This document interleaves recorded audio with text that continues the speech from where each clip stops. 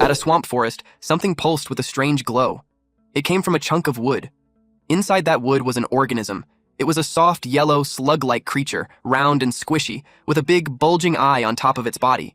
It looked around, confused about where it was. This organism remembered scrolling through his phone, reading manga in bed before he unknowingly fell asleep. He froze when it hit him. He had died and somehow ended up in another world. He chose not to overthink it, since things like this happen, and people usually accept it fast. Instead, he decided to stay practical, check his surroundings first, and figure out how to survive. He started shouting, asking if anyone was there. But when he noticed creepy red eyes staring at him, he quickly realized it was better to stay quiet. There were bugs and miasma everywhere, and everything felt damp, like the peak of humid season. And strangely, he felt comfortable. He snapped back to his senses, knowing this wasn't the time to relax. He wondered what exactly he had turned into. He felt like nothing more than a lump. Suddenly, a screen appeared. It showed that he was a level 1 slime mold, a weak creature with a decomposer trait. His health points were critically low, so autophagy had started. He was told to eat or hibernate immediately. He tried to process the fact that he had reincarnated as a slime mold and that his health was dropping. If he didn't eat soon, he would die again. He quickly looked around, searching for anything edible. Then he remembered his trait, decomposer. Slime molds are decomposers.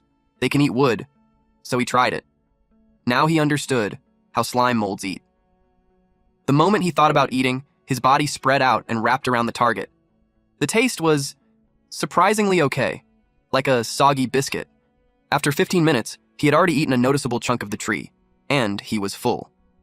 A notification appeared saying he gained enough experience to level up.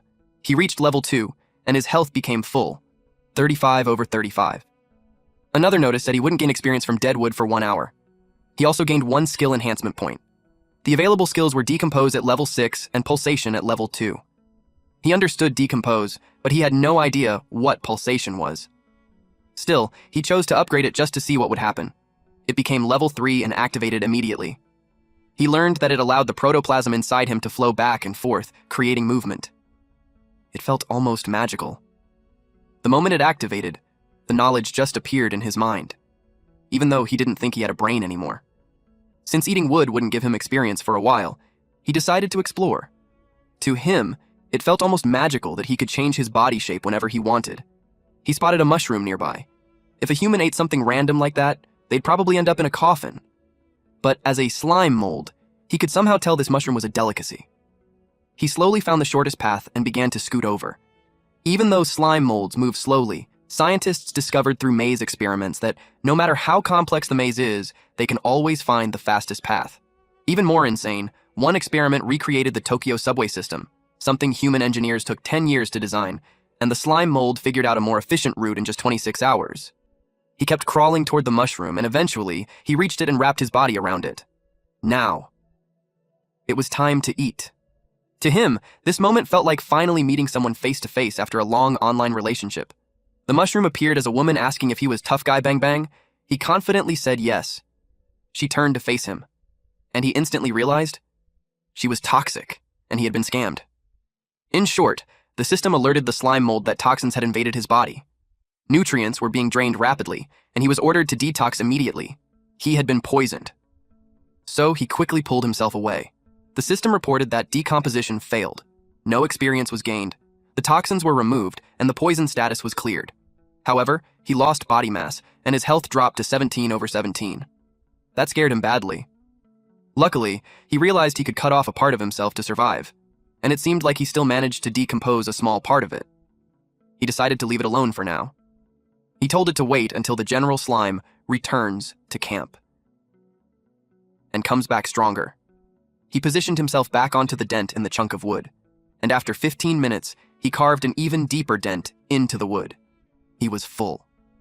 The system notified him that within the time limit, decomposing dead wood gives no experience. His condition returned to optimal at 35/35. He felt relieved to finally be back at full health. He crawled away from the tree. His plan was simple. Decompose a little, retreat before getting poisoned, return to heal using wood, and repeat the cycle. He called it Project Move Mountain. As long as he had enough time, he believed he could take it down. This encounter played out again, like those online lovers finally meeting in person. The mushroom woman told him to give up already since this was the 8th time. But this time, she was in cuffs and taken under arrest. In reality, the slime mold had finally conquered the mushroom. Decomposition was successful, and he gained experience. He also obtained poison resistance level 1. Now it made sense why he lasted longer and became more tolerant with each attempt. But to his surprise, he still didn't level up. He thought breaking down a mushroom would give a lot of experience, but it didn't matter. In a damp place like this, one thing was everywhere: mushrooms. The system notified him that the decomposition was successful, and he gained experience points from it. He leveled up to level 3. He also gained 0.5 skill enhancement points. He saw a straw pipe mushroom, which was safe and non-toxic. Decomposition was successful again, and that earned him enough points to upgrade to level 4. His poison resistance also increased to level 2, and he earned 0.5 skill enhancement points. He saw a monk's cap mushroom, highly toxic, but it gives a lot of experience points even if it was spicy. He also gobbled up a lot more mushrooms. He reached level 5 and gained 0.4 skill enhancement points. He was notified that decomposing mushrooms within 24 hours would no longer give experience points. His health points were full at 79 out of 79. Since he was full and had reached the limit, it was time for him to pack the rest of the mushrooms. While crawling on the way back, he happily sang about being a little mushroom expert, wearing poisonous mushrooms on his body as rations and protection. Just like he saw in the Animal World show when he was a kid, a crab uses sea anemones to scare away octopuses, so now he uses poisonous mushrooms to scare away monsters that want to eat him. He felt proud for solving his safety problem. Everything was going well until he saw something. Those bees were carrying a chunk of meat. He became cautious and hoped the poisonous mushrooms would scare them away. He tried his best to blend into the background. Unexpectedly, a tongue wrapped around a giant bee's body, and it got pulled straight into a frog's mouth.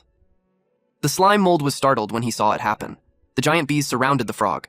He watched them fight while doing his best to stay hidden. The giant bees moved in on the frog, and stung and bit it. Although a single giant bee wasn't stronger than the frog, the swarm made up for it with numbers. He thought about picking up scraps from the fight. Logically, decomposing monster corpses should give much more experience than dead wood and mushrooms. The giant bees worked together against the frog. Eventually, the frog counterattacked with an empowered tongue. Using its long tongue, the frog slapped all the giant bees away, and then it gathered them into its mouth. The slime mold kept watching. Suddenly, a shadow hovered above the frog. Before it could even react, a snake-like creature had already eaten it. Blood splattered. This creature was a bird with a snake as its tail, and it noticed the slime mold. With nothing else he could do, he simply offered himself to it. It stared at him intently, and then it looked at the sky. Then it jumped away. The wind caused damage to the slime mold, reducing his health points by 30. But after that, everything went quiet. The night grew deeper. The slime mold settled on a chunk of wood. He made a hole and entered it, then covered the hole with mushrooms. He trembled as he realized he was at the bottom of the food chain. But luckily, because he was at the bottom, the gap between food chain levels was too wide, so he didn't end up on that monster's menu. At this point, the slime mold was already at level 5. His title was Weak Creature, and his trait was Decomposer. His health points were at 79 out of 79, and he had 13 remaining skill points. His skills were Decomposition at level 6, Pulsation at level 3, and Poison Resistance at level 2. Even leveling up 4 times in one night didn't change the fact that he was still a weak creature. As a slime mold, he wondered how he could survive and rise in the days ahead. He was exhausted and sleepy. He hoped it was all just a dream, and that when he woke up, he would be back under his blanket. Morning came. The mushrooms he used as cover started to melt from the acid. The acid dropped on him, causing him to lose some health points. He woke up from the pain and burst upward. The system notified him that he had gained a new skill called Burst, level 1. It stimulates the cytoplasm in his body to flow in one direction instantly, creating a powerful thrust. He can use it once every 5 minutes. The mushrooms scattered as he suddenly shot upward. He looked around to see who caused it. It was a snail that spat out acid. It melted the mushroom, and then took a bite of it. The slime mold got furious at this stinking snail. The snail noticed him. He was angry that it stole his mushroom. But what made it worse was when it dripped its saliva on his face, almost melting him.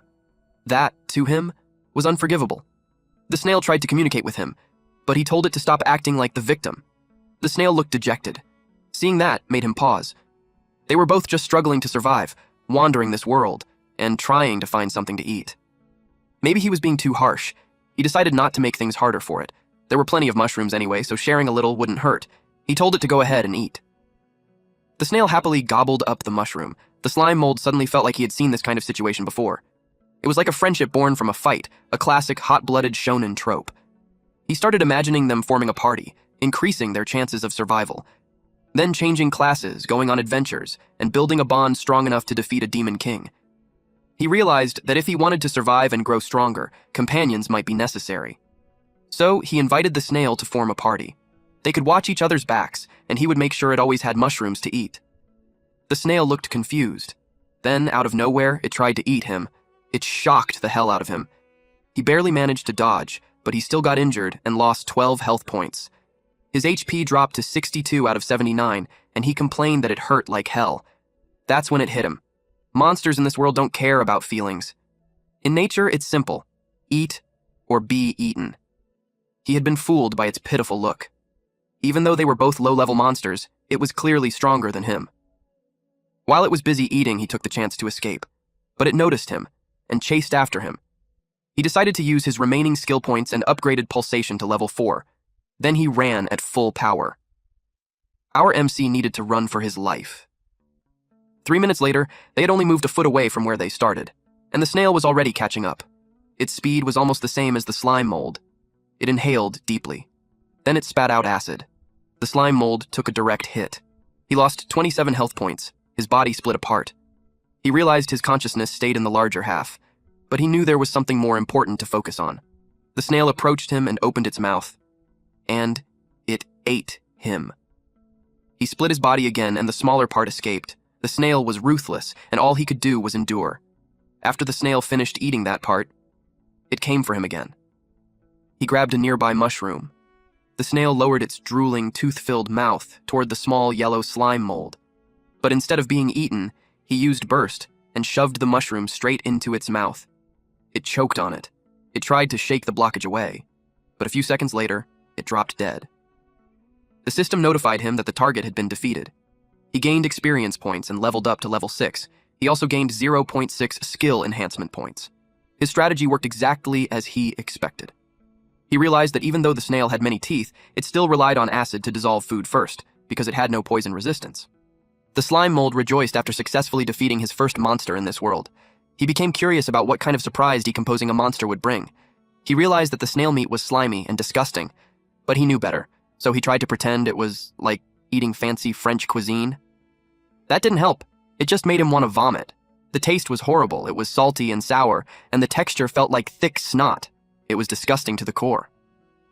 The system showed that the decomposition had been terminated, and he gained no experience points. He thought about throwing it away, but that would be a waste, especially since he risked his life to get it. And if he didn't get stronger soon, reality wouldn't allow him to be a picky eater anymore. His choices were simple: die or endure. So he tried again. He even pretended to pinch his nose, despite not having one, and swallowed it in one gulp. It was still disgusting. But this time he finished it completely. He threw the shell away, and right after that, the system notified him of the experience points he gained.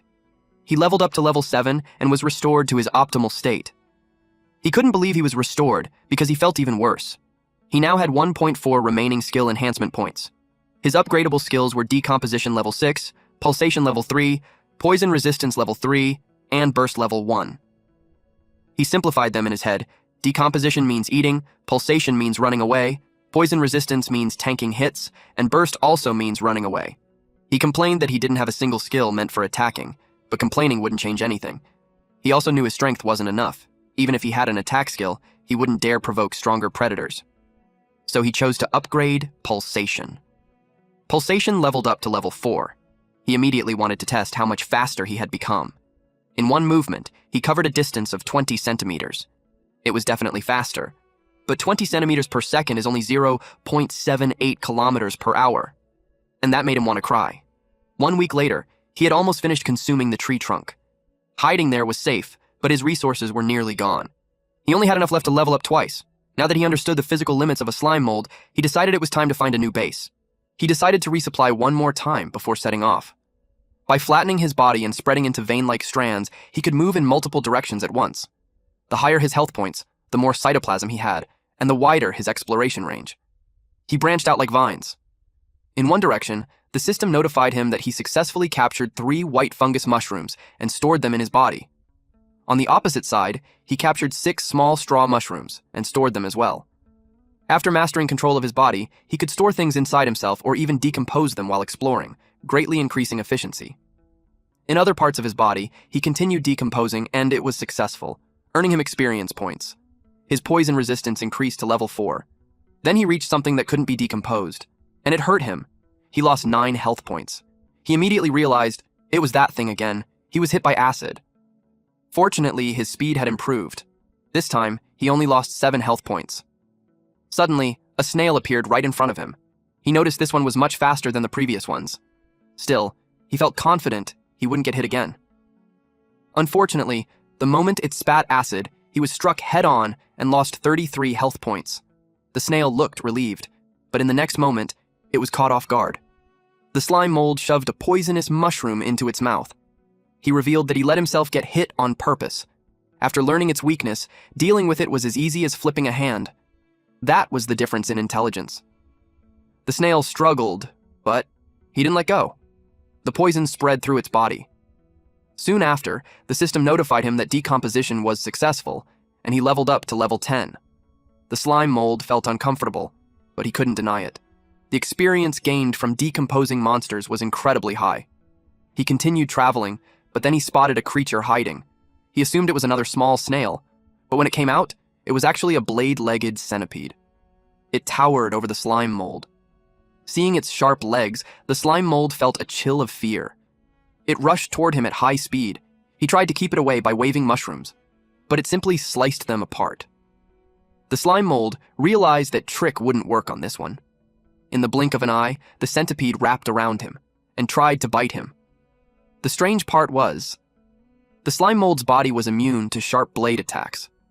To his surprise, experience points were practically being delivered to him, so he didn't hold back. A few hours later, he found another target, and another one, but this time, it was a bee. It looked delicate and pretty, so he felt a bit bad that he couldn't reach it. He saw a cockroach too, but decided to just ignore it.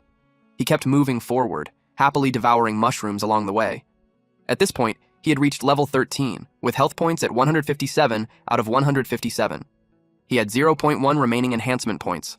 His skills were Decomposition level 6, Pulsation level 8, Poison Resistance level 4, and Burst level 1. He realized that eating meat made a big difference. The leveling speed was much faster. He started to think that being a slime mold wasn't so bad after all, and suddenly, he felt like he could do it again. The slime mold started thinking about changing his diet. He especially wanted to try frog legs. Following that logic, as long as he survived the hardest early stage, everything after that would snowball. His growth would become unstoppable, and ruling this world wouldn't be far off. Along his path, he noticed another pool of water. He realized that the mangrove forest was full of pools like this. That made him think there must be plenty of resources underwater. He grew curious about exploring it. So he tried. But the moment he entered, his body swelled up so much that he felt like he might explode. The slime mold reacts to its surroundings. When it loses water, it shrinks. When it absorbs water, it swells. Like a red blood cell placed in fresh water, it expands uncontrollably, reminding him how fragile a single-celled life form really is. He quickly gave up on exploring underwater for now. Suddenly, something rose from the water. He froze when he saw a crab. The crab stayed low in the water, its eyes twitching as bubbles came out of its mouth. The slime mold immediately started thinking about how tasty it would be. Those thick, juicy claws. The rich crab roe. Finally real food after eating bugs for so long, he even tried inviting it to come closer. The crab moved onto a rock in the middle of the pool. It stayed cautious. He realized the crab wasn't falling for his tricks. So he decided not to waste more time. Jumping into the water just for a bite wasn't worth the risk. He thought of another method, maybe dissolving poisonous mushrooms into liquid and pouring it into the water. But suddenly, the crab attacked. It fired a barrage of bubbles. The attack hit him directly. It pierced through his body. The slime mold went pale as he saw the hole left by the water blast. Before he could react, the crab fired again. He rushed away and hid behind a tree. He realized that this creature's water attack could actually hurt him. Its strength was clearly on a different level compared to the bugs he fought before. If he stepped out, he'd become an instant target. So he waited. This would turn into a battle of patience. After a while, the crab went back into the water. He peeked out and thought it had given up. But then, to his surprise, it climbed onto the shore. It moved fast and rushed straight toward him. He panicked. The moment he realized it truly intended to eat him, he hurried and climbed up the tree. He was left speechless when he suddenly became the prey.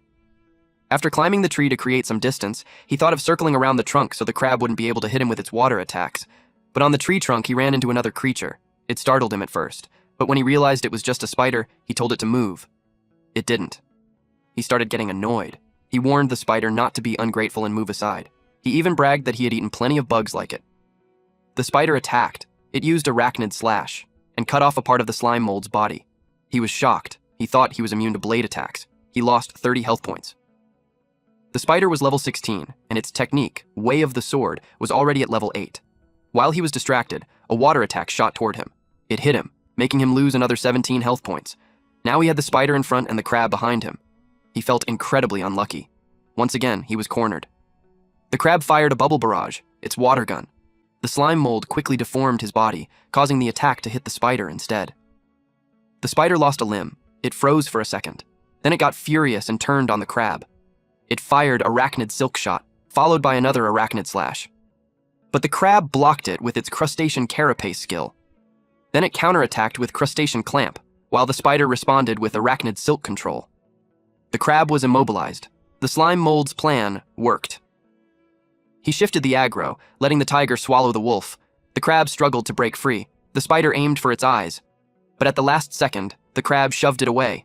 The impact was strong enough to make the spider's limbs tremble. Then the crab kept attacking the spider. The spider created distance. Then it wrapped the crab's claw in its web. It circled around the crab while continuously using arachnid silk control. The crab was fully immobilized, and the spider looked proud of its work. The slime mold didn't expect the spider to turn things around like that. But then, the spider noticed something strange. The bubbles coming from the crab's mouth started moving. A surge of water burst out. The crab went into a frenzy. It spun wildly while firing water blasts in all directions. And it sliced through the spider's body. The attacks were everywhere. Its survival instincts had kicked in. Even the slime mold almost got hit. Eventually, the water barrage stopped. The spider in front of it had been cut into pieces. The slime mold carefully peeked to check if the attack had ended. Then he slowly moved closer. He noticed that the crab had weakened after that outburst. Now he had to finish it. But how? If he covered its mouth, he'd risk getting eaten. If he used poisonous mushrooms, he wouldn't be able to force them in once the crab shut its mouth. And if he waited too long, it might recover and become even harder to deal with. Then he noticed a rock nearby. He tried to store it in his body, but the system notified him that he didn't have enough space. He remembered that his internal storage depended on his health points. Since he had lost a lot of his body earlier, and the rock was huge, it didn't fit. So he spat out all the mushrooms first. This time, he successfully stored the rock. The weight shocked him. It was insanely heavy. The crab turned its eyes toward him as he declared he was there to collect it. He jumped down from a branch with the rock inside his body. The crab, sensing danger, fired another water blast. It was still trying to fight. But the rock was already coming down, and it crushed the crab. Just like that, the fight ended. The winner of this three-way battle was the slime mold. He gained experience points and leveled up to level 14. He proudly declared himself the victor. Now, it was time to feast. He settled into a new tree trunk and placed both the crab and the spider inside. Then he happily dug in. First, he chewed on the crab claw. He was amazed by how delicious it tasted. Until now, he had been eating wood that tasted like moldy biscuits or slimy snails and bugs with all kinds of weird flavors. This was the first time he had tasted something truly good since his reincarnation. It almost made him cry. He realized that good food could actually heal emotional pain. At that moment, he became even more determined to survive in this world because of all the delicious food waiting ahead. Not wanting to waste anything, he ate every last bit. Later that day, he was full and satisfied. He was now level 14 with 168 out of 168 health points. He had 0.6 remaining skill enhancement points. His skills were Decomposition level 6, Pulsation level 8, Poison resistance level 4, and Burst level 1. Now that he was full and hydrated, it was time to try something new. He targeted a rock. Then he forced power through his body. He tried hard. So hard that his body started to deform. But nothing came out. He was trying to copy the crab's bubble barrage. Logically, The crab just forced water out of its body to attack. So if a crab could spray, then a slime mold should be able to do it too.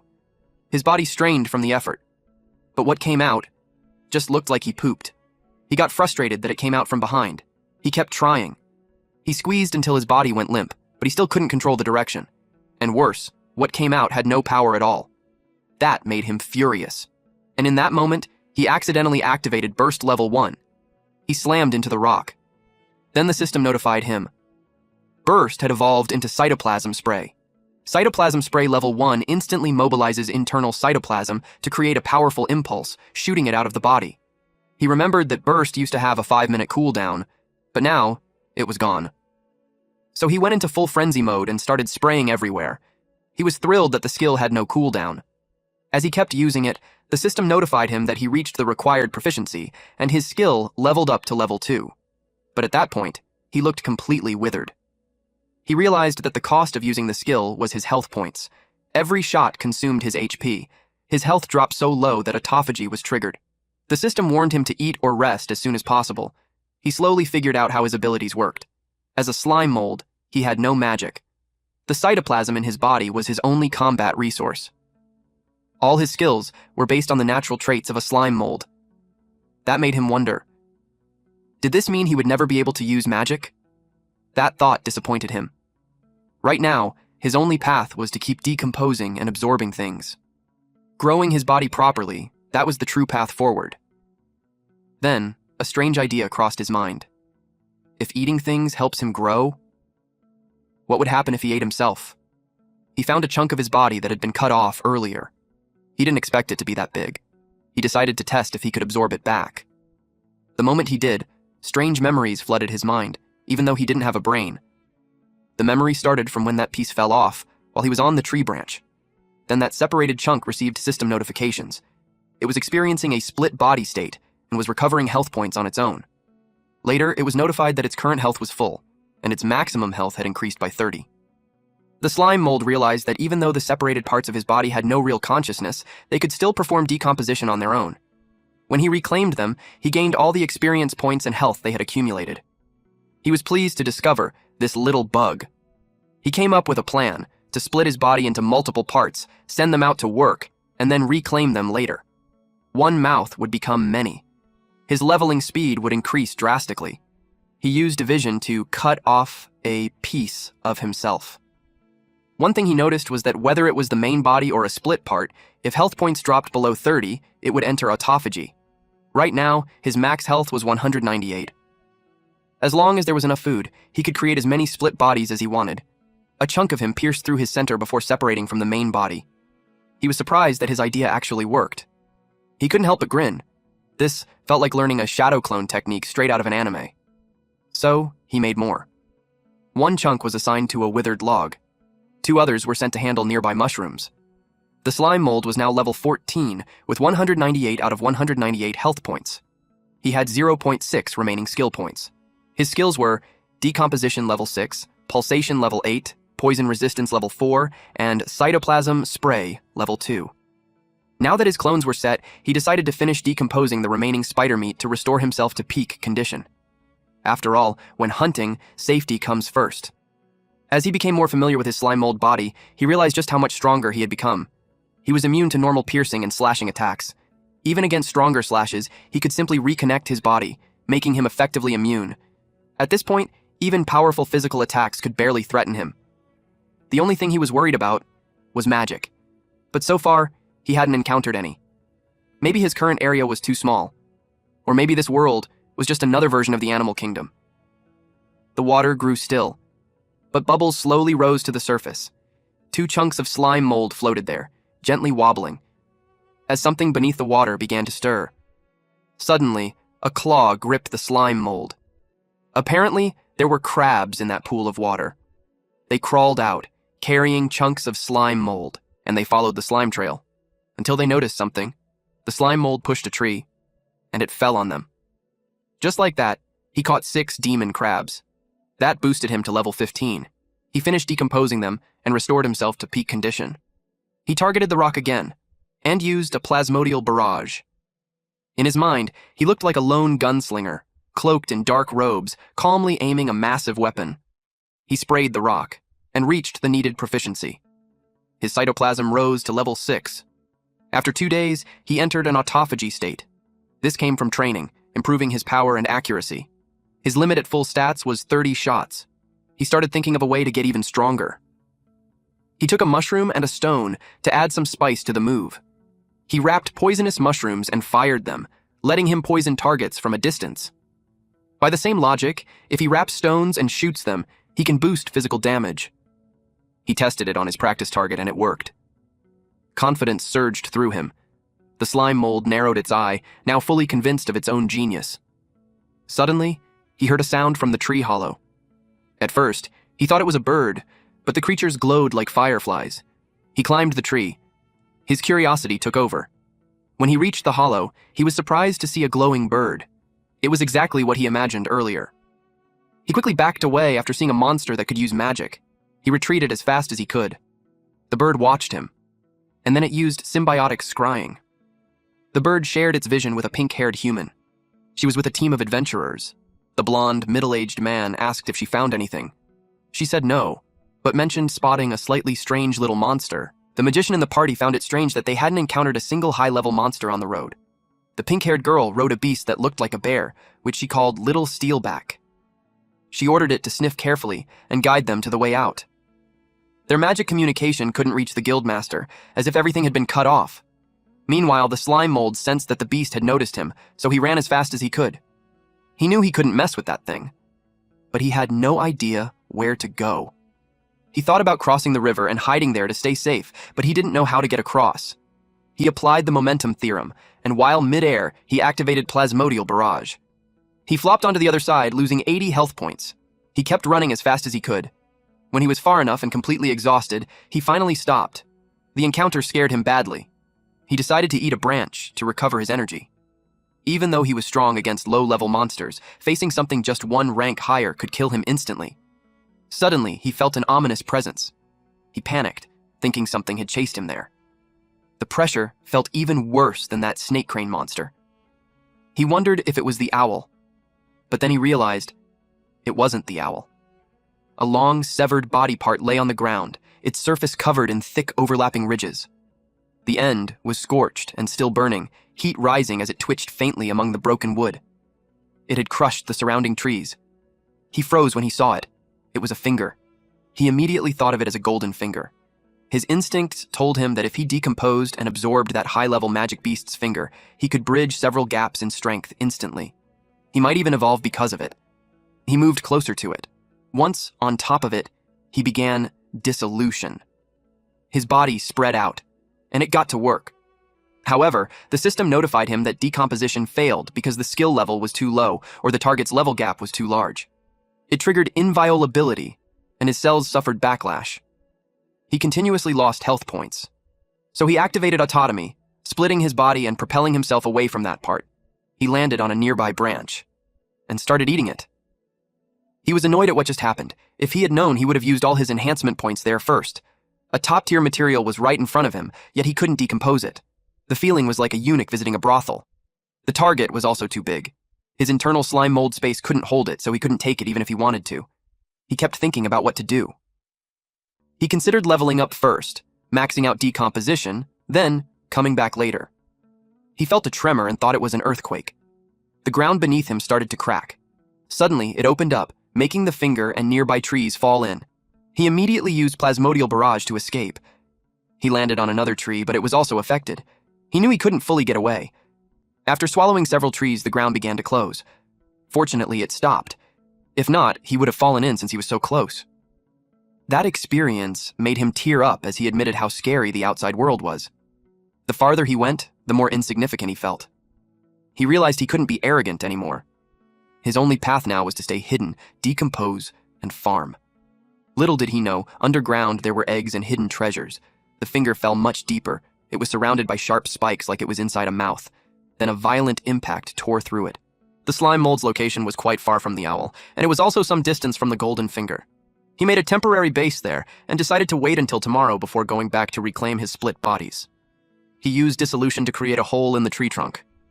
He made the entrance smaller, then expanded the space inside.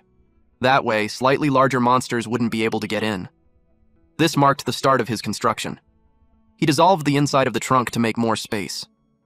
After clearing it out, he placed a luminous mushroom. Then he settled onto a self-made sofa. He looked comfortable in his new place.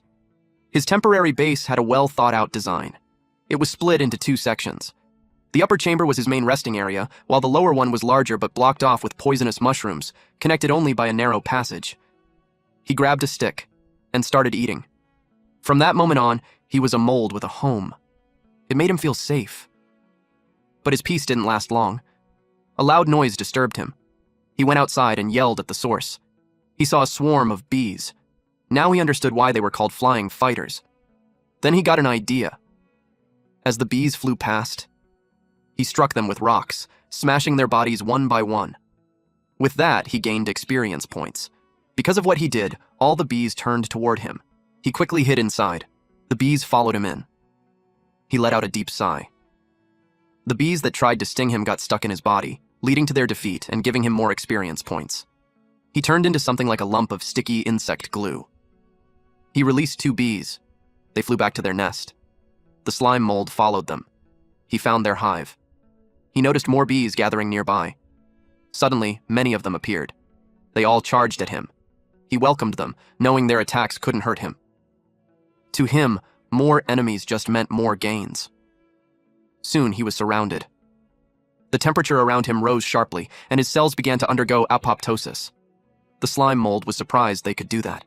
He counterattacked with a plasmodial barrage, wiping out many bees at once. One large bee raised a beeswax shield, and he was pushed back. He realized that the bees near the hive were much stronger than the ones outside. Then, the bees pulled out their stingers and used them like wands. A small magic circle formed to summon more of their swarm. The slime mold realized this was an evolved form, from a worker bee to a guard, and now, a bee mage. The bee looked fierce. It charged at him. Our boy then fired a plasmodial barrage and sprayed in all directions. Several bees were wiped out instantly, but there were too many in the swarm, and every attack consumed cytoplasm. His health points kept dropping. Luckily, he was firmly attached to a large tree. By shapeshifting and slipping into the trunk to decompose it, he could keep resupplying. His health points began to recover. More bees with beeswax shields appeared. He used a stone to strengthen his attack, but there was only one stone left in his space. He kept striking the shield. Some bees tried to sneak behind him. He found it funny that they delivered themselves right to him. They got stuck in his body. He acted like he had no choice but to accept them. He gained 4 bee spears and 1 bee stinger. Now, his space was almost full. He threw a stinger coated in slime, and it pierced through the bee's shield and hit directly. The bee mage finally made its move. It formed another magic circle. The slime mold noticed the others starting to retreat now that they understood how strong he was. The bee mage continued to wave its wand.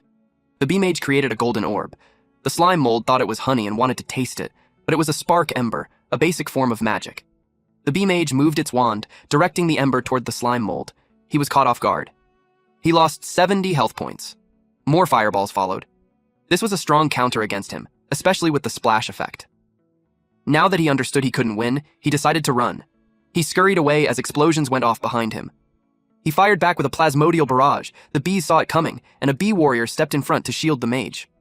The bee mage kept launching fireballs while staying protected. Our MC then noticed it could even buff itself, which felt completely unfair. He ran faster, starting to panic. The bee mage summoned another swarm. This time, it called self-destruct bees. They rushed straight at him. When one hit the tree trunk, it burned a hole through it. Then came a chain of explosions. The slime mold was blasted away. He landed on a branch. The bee mage kept watching him.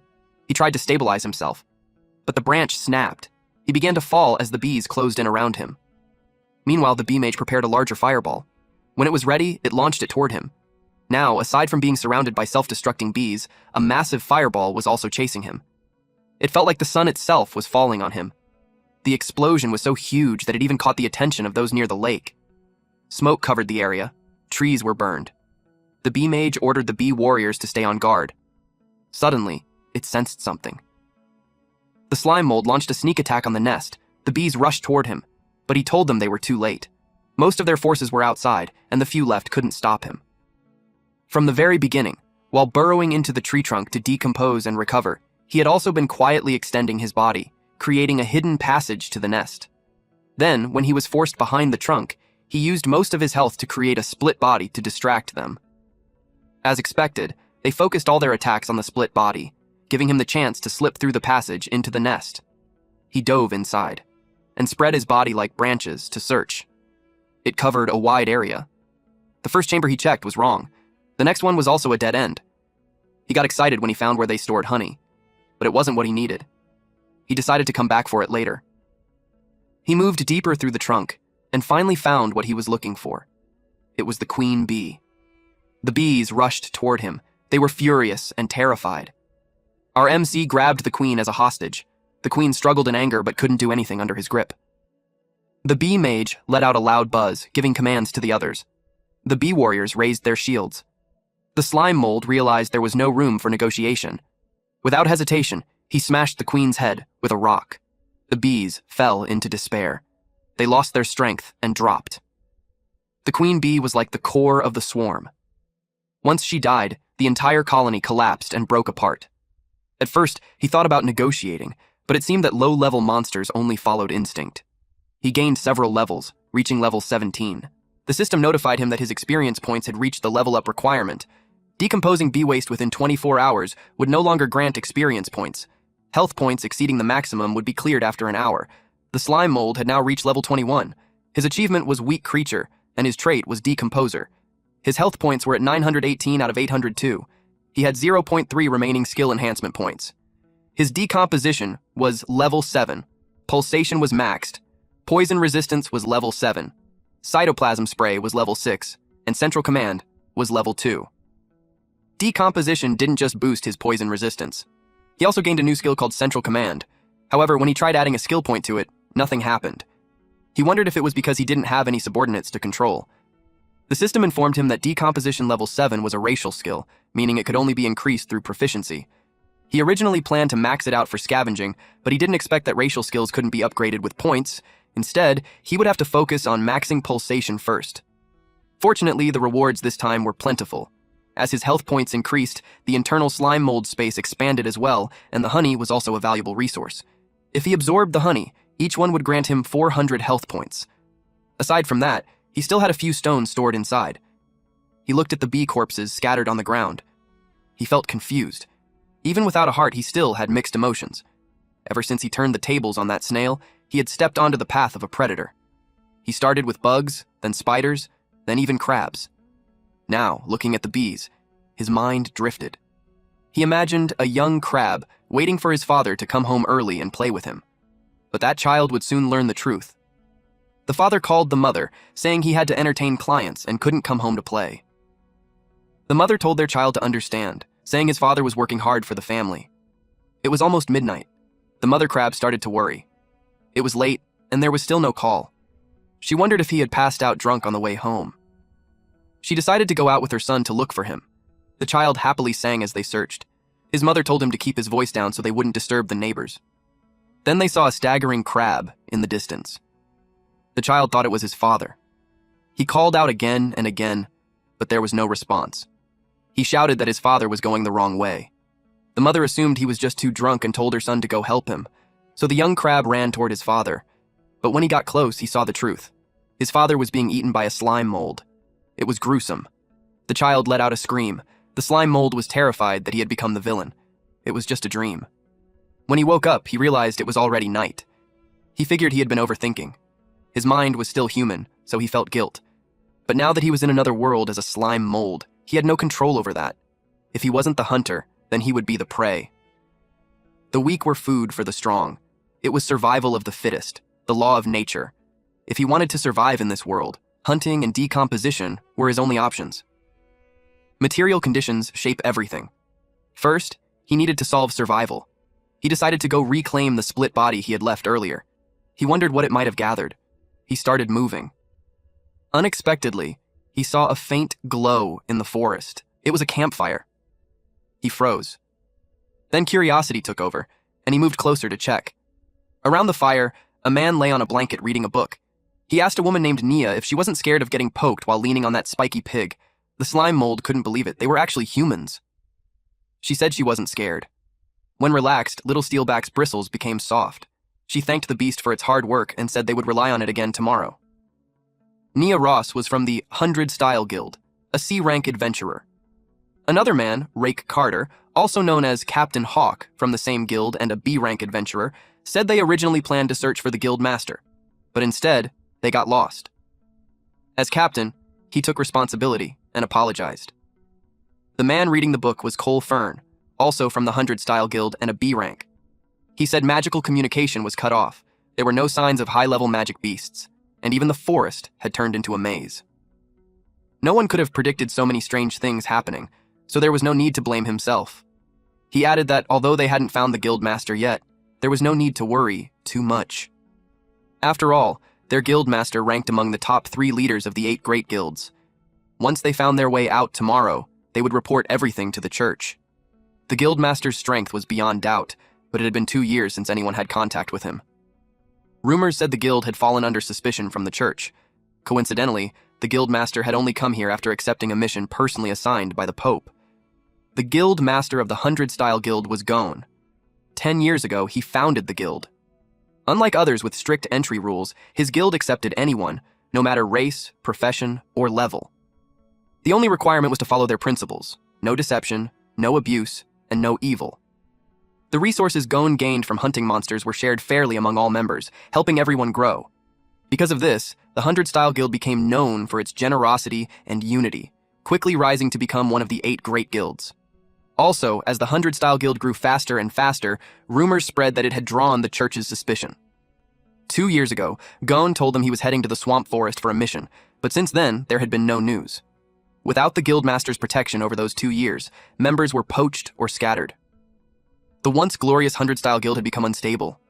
Gon had recognized Rake's talent, which was why he formed this squad to search for him. In the end, only the 2 of them answered his call, so he was grateful. Nia shared that if Gon hadn't founded the 100 Guild, someone with a niche profession like hers would never have become an adventurer. But Cole believed that someone like her, who could control intermediate magic beasts, would be fought over by many guilds. If something had happened to Gon, she wouldn't need to worry about finding a new home. That annoyed her, so she told him to just go to sleep. He playfully apologized and told her to pretend he hadn't said anything. Meanwhile, the slime mold was eavesdropping on them. He couldn't hear everything clearly, but he knew that gathering information about the human world was important. He tried extending part of his body to act as a receiver. His body slowly crept forward. Cole immediately sensed a monster.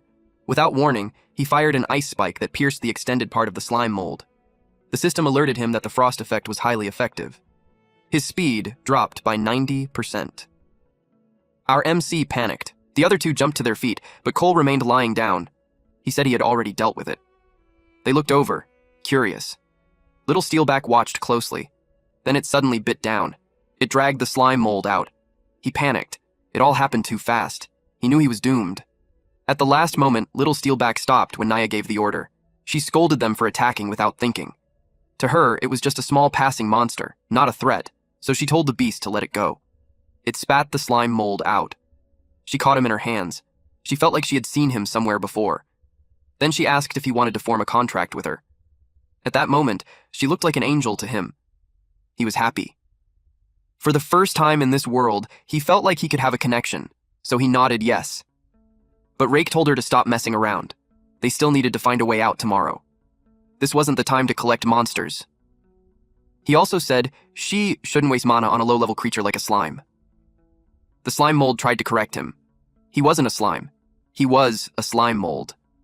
Nia had no choice but to let him go, though she looked disappointed. The slime mold realized they couldn't hear him speak. He quickly thought of a way to communicate. He stretched part of his body. It looked like tentacles. The adventurers became curious, but also cautious. He tried to spell out yes to show he was intelligent, but Rake thought he was just secreting waste. He even found it interesting since it was a rare sight. Nia, on the other hand, didn't know how to react. The slime mold was horrified when he realized something. These people didn't speak his language. He slowly backed away, feeling defeated. He gave up trying to communicate. If he pushed it further, they might see him as a strange monster and kill him.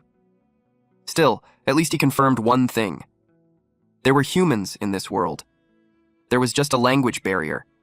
The slime mold crossed the swamp and returned to where he had been before, This time, he hoped he wouldn't run into the owl again. Suddenly, the nucleus command activated. It started giving off a steady beeping signal. With it, his perception sharpened, and he immediately located his body. He could see it clearly. He sensed the position of his split body, finally understanding the effect of nucleus command.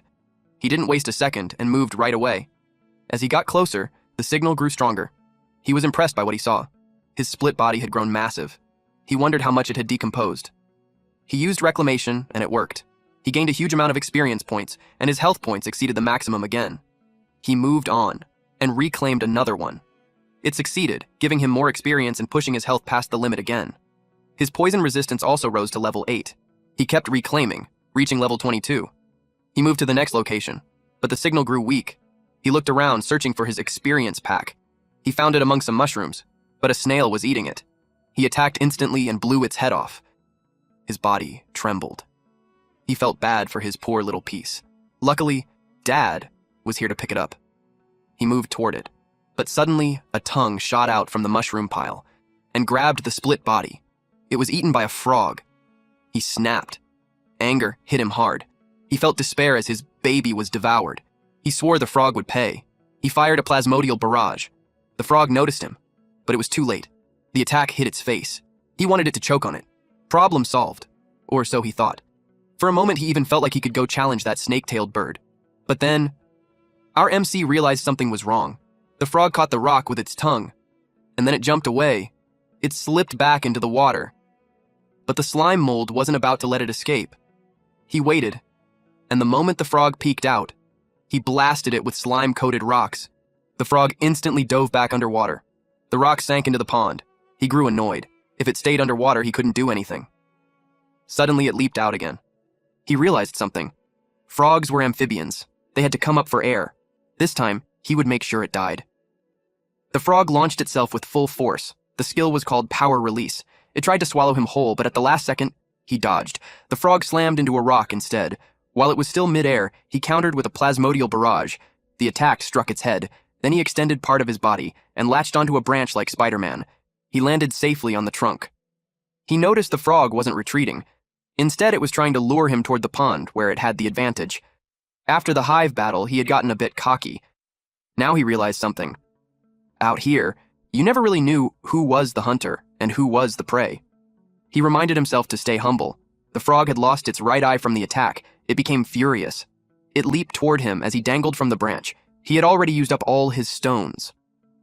He followed his instinct and attacked first, but to his surprise, the frog ate what he fired. That caught him off guard. The frog climbed up the tree and shot out its tongue. It latched onto him. He was pulled toward it, but he held tightly onto the branch. Unfortunately, the branch snapped. He panicked. He was about to be eaten. In a desperate attempt to escape, he twisted the part of his body gripping the branch and stabbed straight into the frog's mouth. The frog dropped. It bled heavily as it fell back into the water. That was too close. The corpse slowly sank and eventually disappeared. He felt a bit disappointed. It fell into the water, so he couldn't decompose it. The surface showed a few bubbles. Then suddenly, an attack shot toward him. Half of his body was instantly destroyed. The force was overwhelming. It even snapped the trees behind him in half. The frog emerged again and swallowed him. Its appearance had changed. The attack it used was called Sanctified Fall. Slime Mold's expression was basically, "What the hell?" The creature threw its head back, mouth wide open. Its eyes bulged as its body jerked violently. It unleashed red liquid from its eyes and tried to hit Slime Mold. Slime Mold extended part of his body so he could reach the branch and transfer there. He dangled and jumped from one branch to another. He stated that a wise mold doesn't fight when the odds are against him. He was surprised when he learned that the frog monster had a third form. If that was the case, he wondered why the one eaten by the snake crane earlier didn't transform or struggle at all. He knew it wasn't a difference in skill between individuals. He wondered how a low-ranking monster deserved such an insane form. He thought it was weird, but he decided to focus on retreating first. He was spooked when it got close to him. Apparently, the frog also used its tongue to dangle and move around like him. The nerves in its eyes bulged. It activated Sanguine Lash. A red tentacle shot out from its eyes, slashed the tentacle part of Slime Mold's body, and scraped across him. Instantly, he lost 199 health points. The system alerted him that a foreign object had invaded his cells. Decomposition started. He was shocked to learn that the blood was toxic, and even poison resistance couldn't stop it. The frog attacked with a tongue lash, it got stuck to him, and he got smashed to the floor. But he didn't panic since physical attacks don't do damage to him. Unexpectedly, he fell into the water.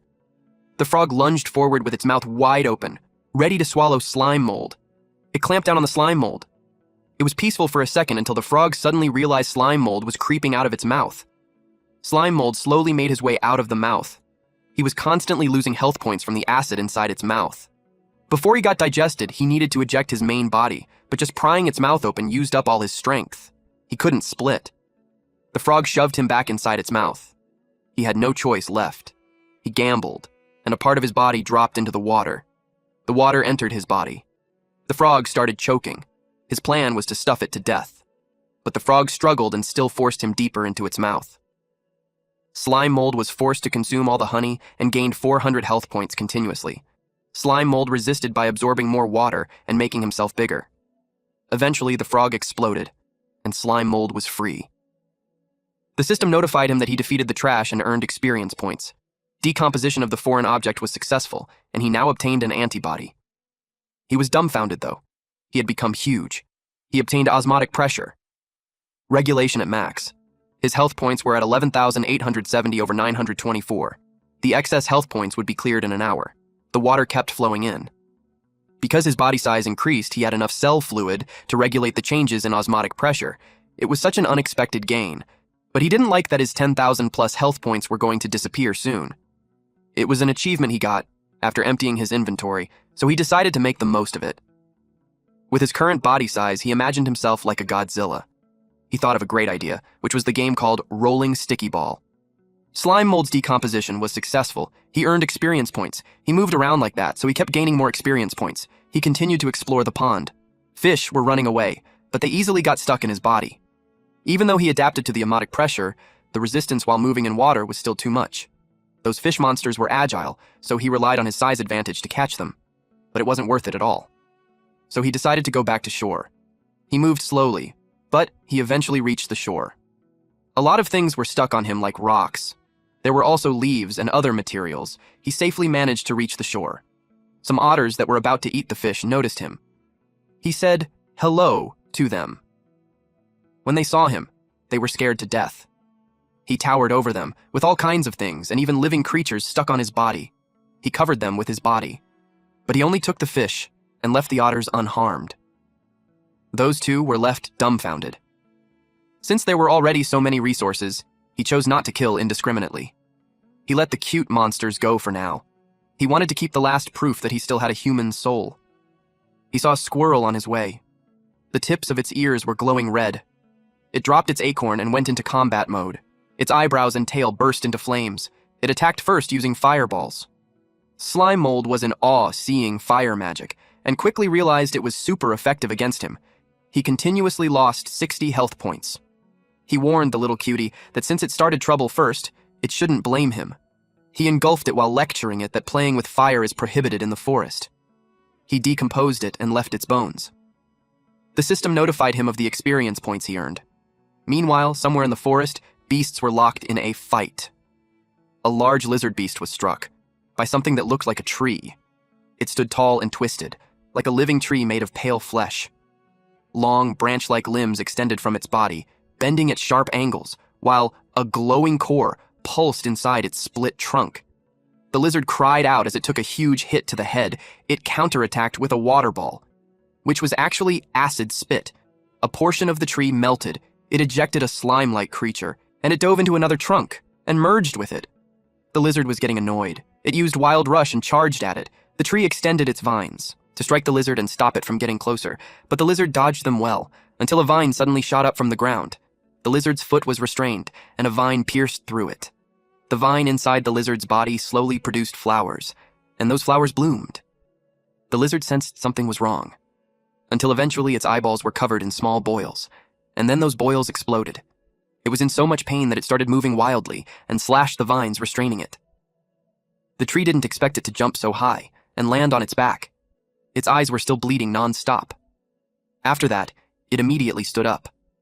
Using its tongue, it activated thermal vision, so it could still sense everything around it. It pushed forward and rolled its body, causing some of the tree's branches to snap. After that, it created some distance. Then it released a water jet, which was laced with poison. The core of the tree started to disintegrate. Then the lizard let out a loud roar. Its body trembled and its veins bulged. Then it transformed. It sensed something big. That was slime mold. Concurrently, the system detected a foreign object and activated the antibody. Decomposition was successful, and he gained experience points. After receiving another notification like this, he became curious about what that foreign object was. He decided not to pay much attention since he already had antibodies. He hurried and swallowed more since there wasn't much time left. He kept rolling, but he sensed something wasn't right. Logically speaking, the area he had slimed over should have been dozens, if not 100 acres. He wondered why the forest was so dense. He considered that the earth itself might be moving. He saw a silhouette of an explosion, but it disappeared instantly. He thought he was just imagining things because there was no sound at all. The system notified him that the time was up. It cleared the excess health points. He was back to his original form. Slime Mold was now at level 49. His trait was Decomposer, and he achieved Weak Creature Lord. His health points were at 2,891 over 2,891. He had 16.8 remaining skill enhancement points. His decomposition was at level 7. Pulsation was maxed. Poison resistance was at level 7. Cytoplasm spray was at level 6. And central command was at level 2. He was impressed that after all that chaos, he reached level 49. The system notified him that nutritional overload was complete, and the next activation requirement was increased by 5 times. No experience points would be gained from decomposing anything within 1 hour. His space was full, so he needed to clear it. He wondered what Weak Creature Lord meant. To him, it sounded like being the boss of a kindergarten. He decided to clear out the slime mold space first. Even though it expanded, there was too much junk, and it was making him sick. His body swelled and tightened, the slime bunching into thick folds. The single eye bulged and shook as everything inside pushed upward, moments away from being expelled. He vomited out all the junk, like bones. He felt relieved once it was done. Now that he dumped everything out, he felt lighter, but since he wouldn't gain experience points for the next hour, he had no idea what to do. Suddenly, the system notified him that when he reached level 60, he could choose between class change or evolution. Just as he expected, it was the path for monsters in this world to grow stronger. He imagined slime mold magic, like mimicry. That kind of change would make both class change and evolution bring a real transformation, like animals gaining intelligence. And with that form, he could learn magic and dominate the entire world. Suddenly he heard the sound of wings flapping. Something flew past him. There were 3 bee mages. He was surprised to see all 3 together. He decided to follow them. He caught up quickly. There were large lumps connected all around the trees. He was impressed to see that the nests were linked together in patches on a massive scale.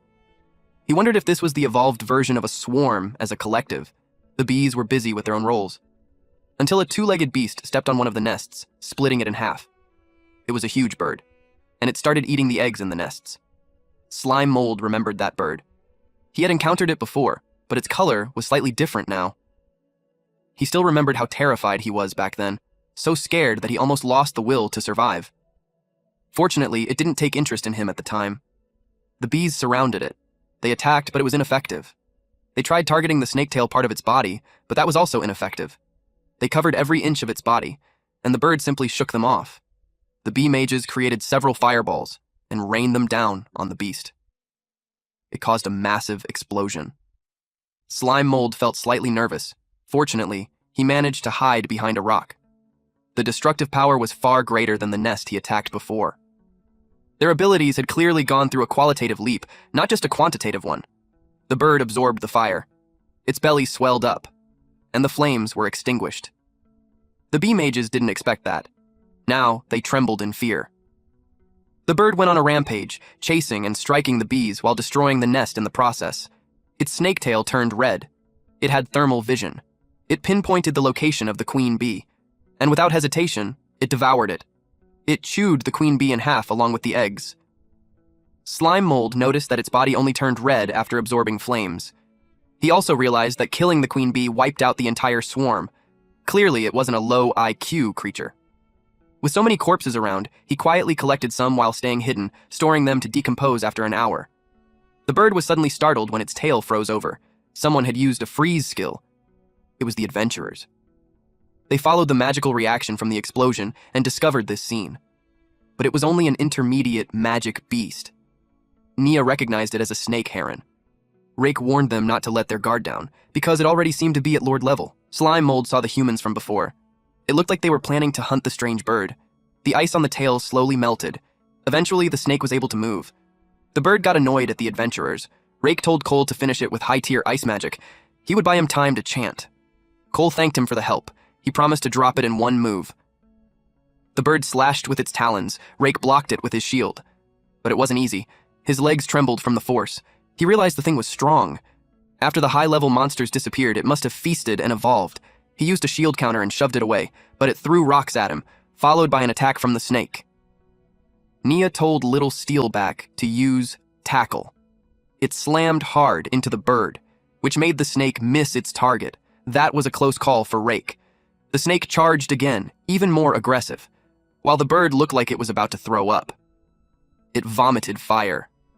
The flames were massive. The bird used a high-tier spell called Pseudo-Dragon Breath.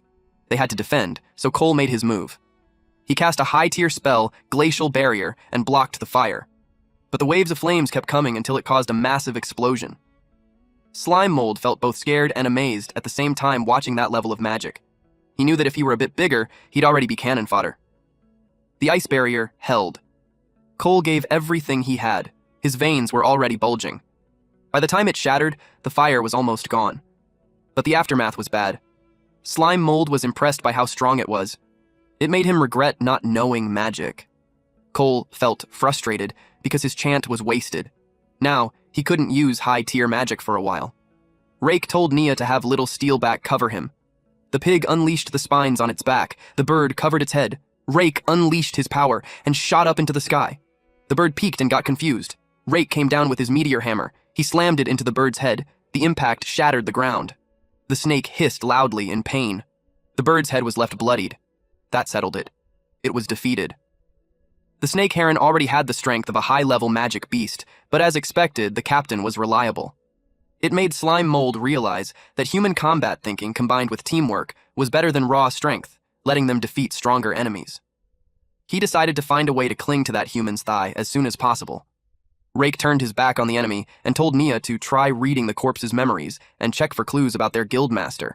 Unexpectedly, the snake rose and bit Rake on the shoulder. Then, the bloodied snake slowly regained consciousness. Cole used an ice spike on the snake. The snake part of the snake heron had petrifying venom. He told Nia to quickly give the captain a purification potion. Nia did as told. Rake chugged the bottle, but he choked. His throat had already turned to stone, so he couldn't swallow it. He dropped the potion and was completely turned to stone. Cole told her there was no time to grieve. She had to run. She hesitated. Eventually, she rode the pig and they started running. The snake heron absorbed the captain's life energy, so it would fully recover soon. They retreated at once. The bird saw them, and it was clearly out for revenge. Cole drank a potion. He admitted they had miscalculated the snake heron. It already had the power of a high-level monster lord, but as long as they could escape within a week and ask the church to send a royal priest, they could still save the captain. Suddenly, it appeared right in their path. He didn't expect it to recover so fast. He took command of the fight. The bird charged at him. Nia was terrified. She asked what they should do now. He told her not to be afraid. He already had a plan. He told her to save her magic power so they could get her out of this lousy place later. He used an intermediate spell, Ice Gatling. It struck the bird's leg, and most of its body. The bird's neck swelled up. Cole could tell it was about to cast a high-tier spell again. He told Nia to ignore everything and just run. She asked what he was planning. They had no choice. If he didn't pin it down, neither of them would escape. He thanked her for the magic potion. As the fireball rushed toward them, ice started creeping over his body. He cast a high-tier spell and sealed himself inside a glacial barrier. Nia showed a look of despair.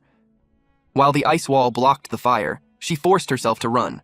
She was determined to escape and report the strange forest to the church. An owl suddenly flew above her.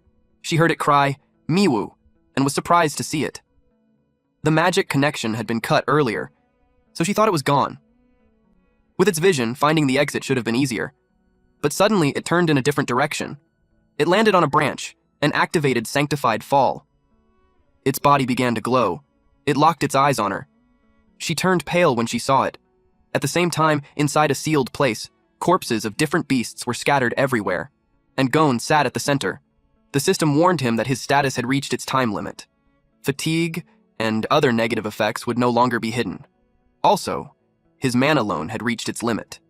It began draining his stamina to repay the debt until it was fully restored. He understood that. Especially after seeing the mountain of corpses in front of him. The corpses clumped together and spoke to him. It said it could see him panting. In 2 years, he killed all the high-level magic beasts in the swamp forest until none were left. That monster had died by his hands countless times. It asked if he had finally used up all his assets.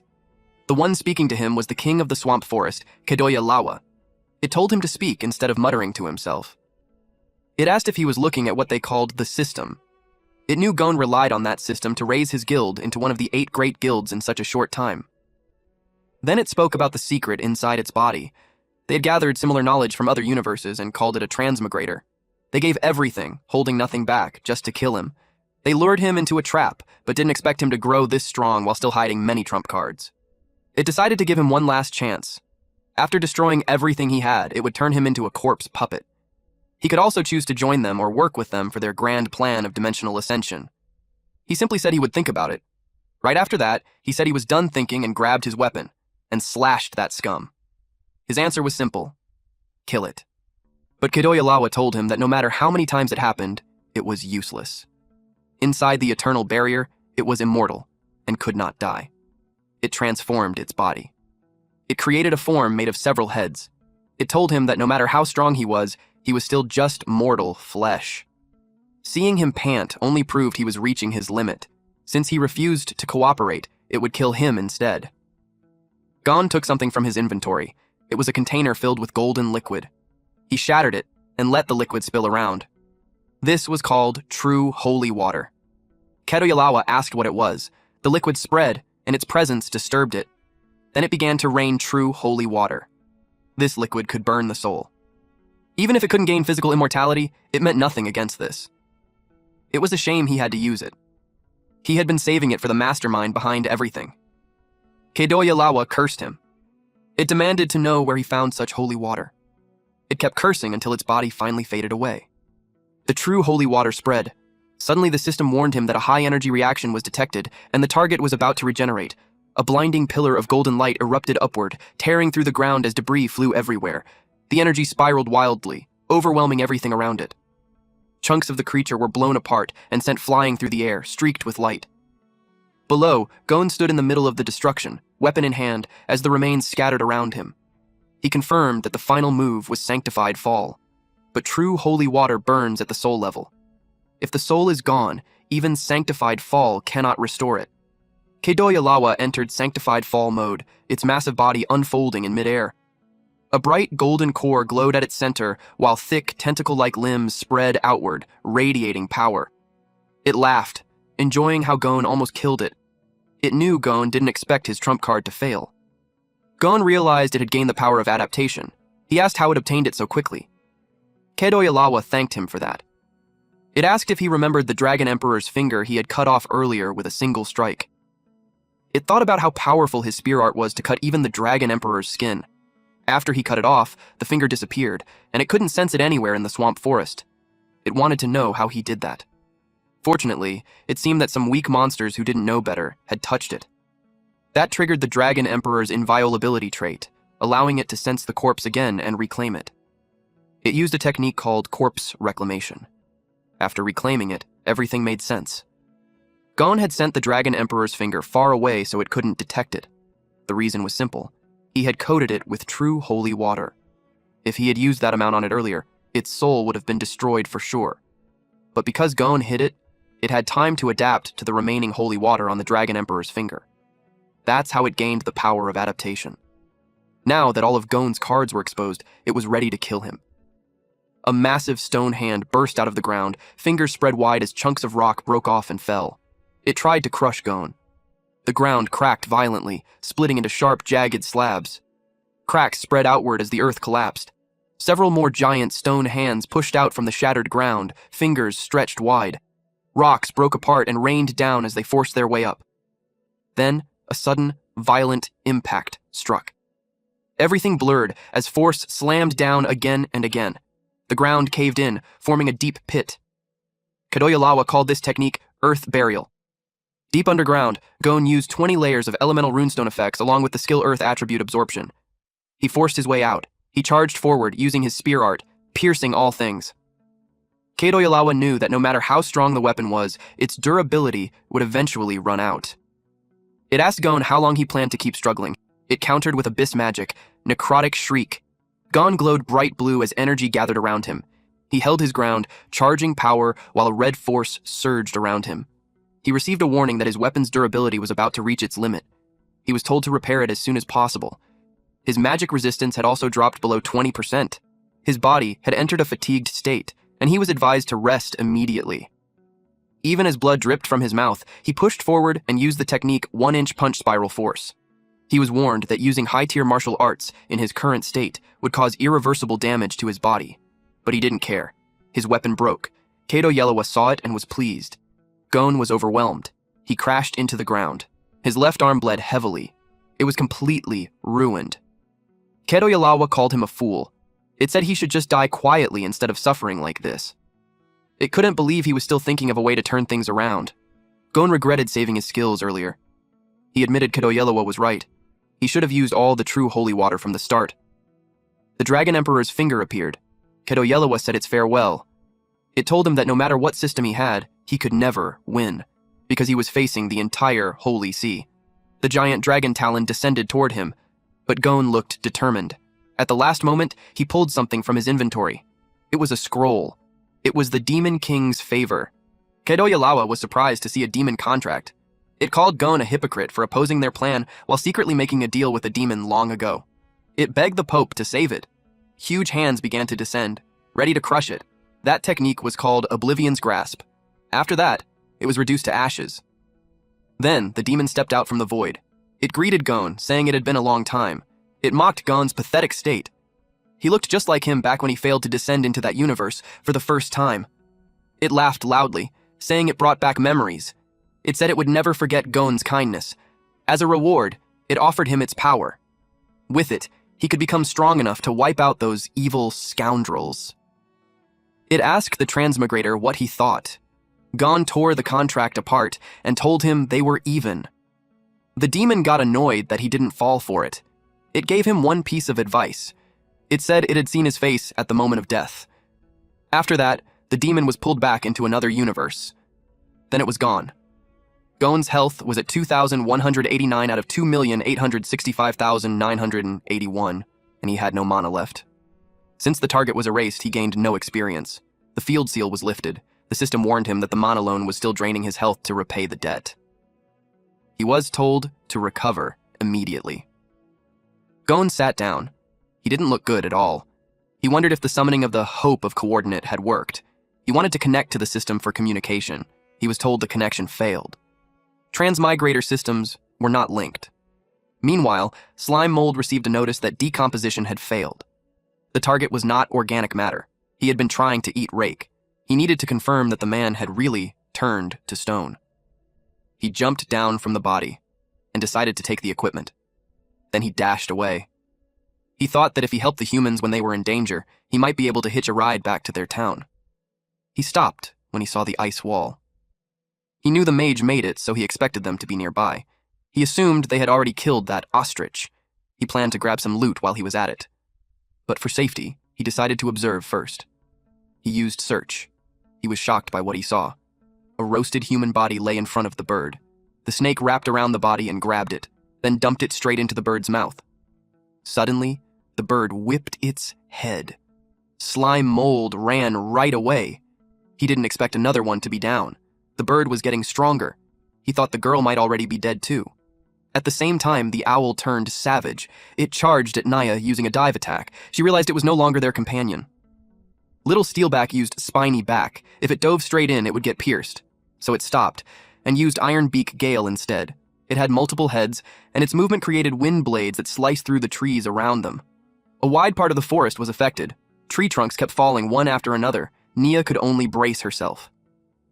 At that moment, Slime Mold passed by. Nia begged for someone, anyone, to save her. She wondered how Miwu ended up like that. She saw Little Steelback buried under the fallen trunks. She told it not to be afraid. She would transfer mana so it could recover right away. Miwu let out a loud cry. Its heads merged into one. Its neck stretched long and lunged straight at her. She instinctively used mind control. Miwoo stopped. Then Nia was pulled into another dimension. She felt relieved that the pet contract hadn't broken.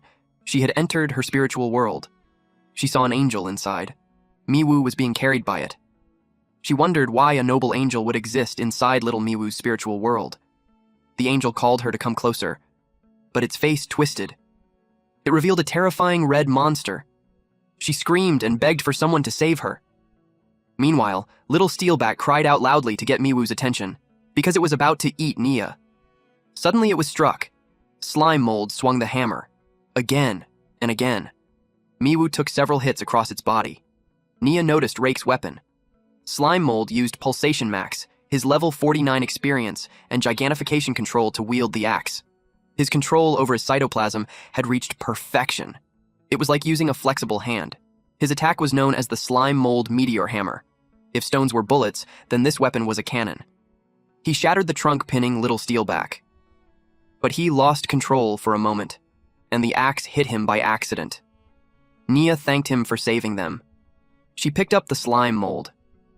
It felt familiar to her.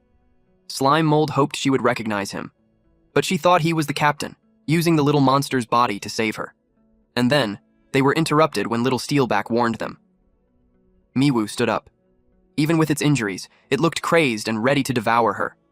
She asked little Steelback if it could still fight. She began transferring mana into it. While Slime Mold used Search, his body spread around Miwoo, and he activated Pulsation Max. One part of his body provoked Miwoo, so it ate it. While it was distracted, he struck its groin with the axe. The pain was so intense that it couldn't even make a sound. When it recovered, it rushed straight at him. But little Steelback tackled it. It was perfectly suspended in midair. So Slime Mold swung the hammer. He spun it through the air and unleashed his attack, Plasmatic Cannon. It blew Miwoo's body apart. The force was so strong that the hammer got stuck in a tree trunk. He realized he had used too much power. Nia looked at Miwoo's body with a sad expression. Then she remembered. Slime Mold was the monster she met at the campfire earlier, and he was also the one she saw through Miwoo's vision. She thought he had been following her. So she asked if he had a special attachment to her. If that was true, their compatibility would be very high. Slime Mold felt glad. The moment he had been waiting for had finally come. She asked if he would form a pet pact with her. She promised to raise him well. The system warned Slime Mold that once he signed a servant contract with a human, he would permanently lose access to the system. He realized he had to choose, keep the system, or gain a master. Slime Mold admitted that the system was good, but it couldn't compare to the fiery heroines from classic hot-blooded comics. He imagined them running at sunset as part of their training. They would face constant challenges like battles in Pokemon. In the end, they would win and make Petmaster the hottest profession. Of course, Slime Mold would evolve into a handsome man, and together they would defeat the great Demon King, get married, and live happily ever after. Slime Mold got completely lost in his fantasy. Since system stories were already cliché, it felt natural to choose a beautiful girl as his master. He had already planned the next 100 episodes in his head, so he made his decision. He was about to say, "I do," but suddenly Nia's head fell off. Slime Mold froze. Little Steelback became furious. The attack came from the battered bird. It used Circle of Wind's demise, sending wind blades slicing through everything around it, the trees and Nia's head alike.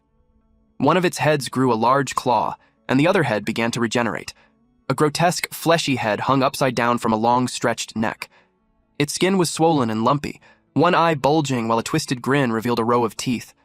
Little Steelback didn't hesitate and charged at it. Slime Mold couldn't believe the head he smashed was growing back. He shouted at the pig not to rush in, but it kept charging. Just as it got close, the bird pointed a finger at it and used Atavistic Ray. The pig turned into something strange.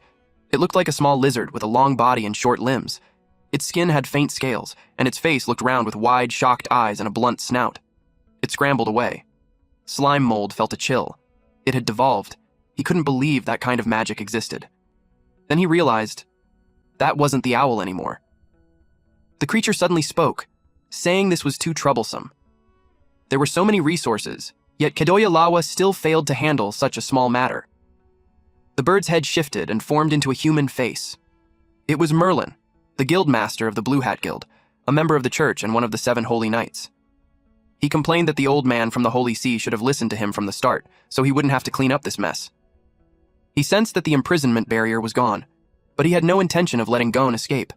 He used Tempest Wing, and a blue holographic wing appeared behind his back. Then he shot up into the sky. Slime Mold could only watch it happen.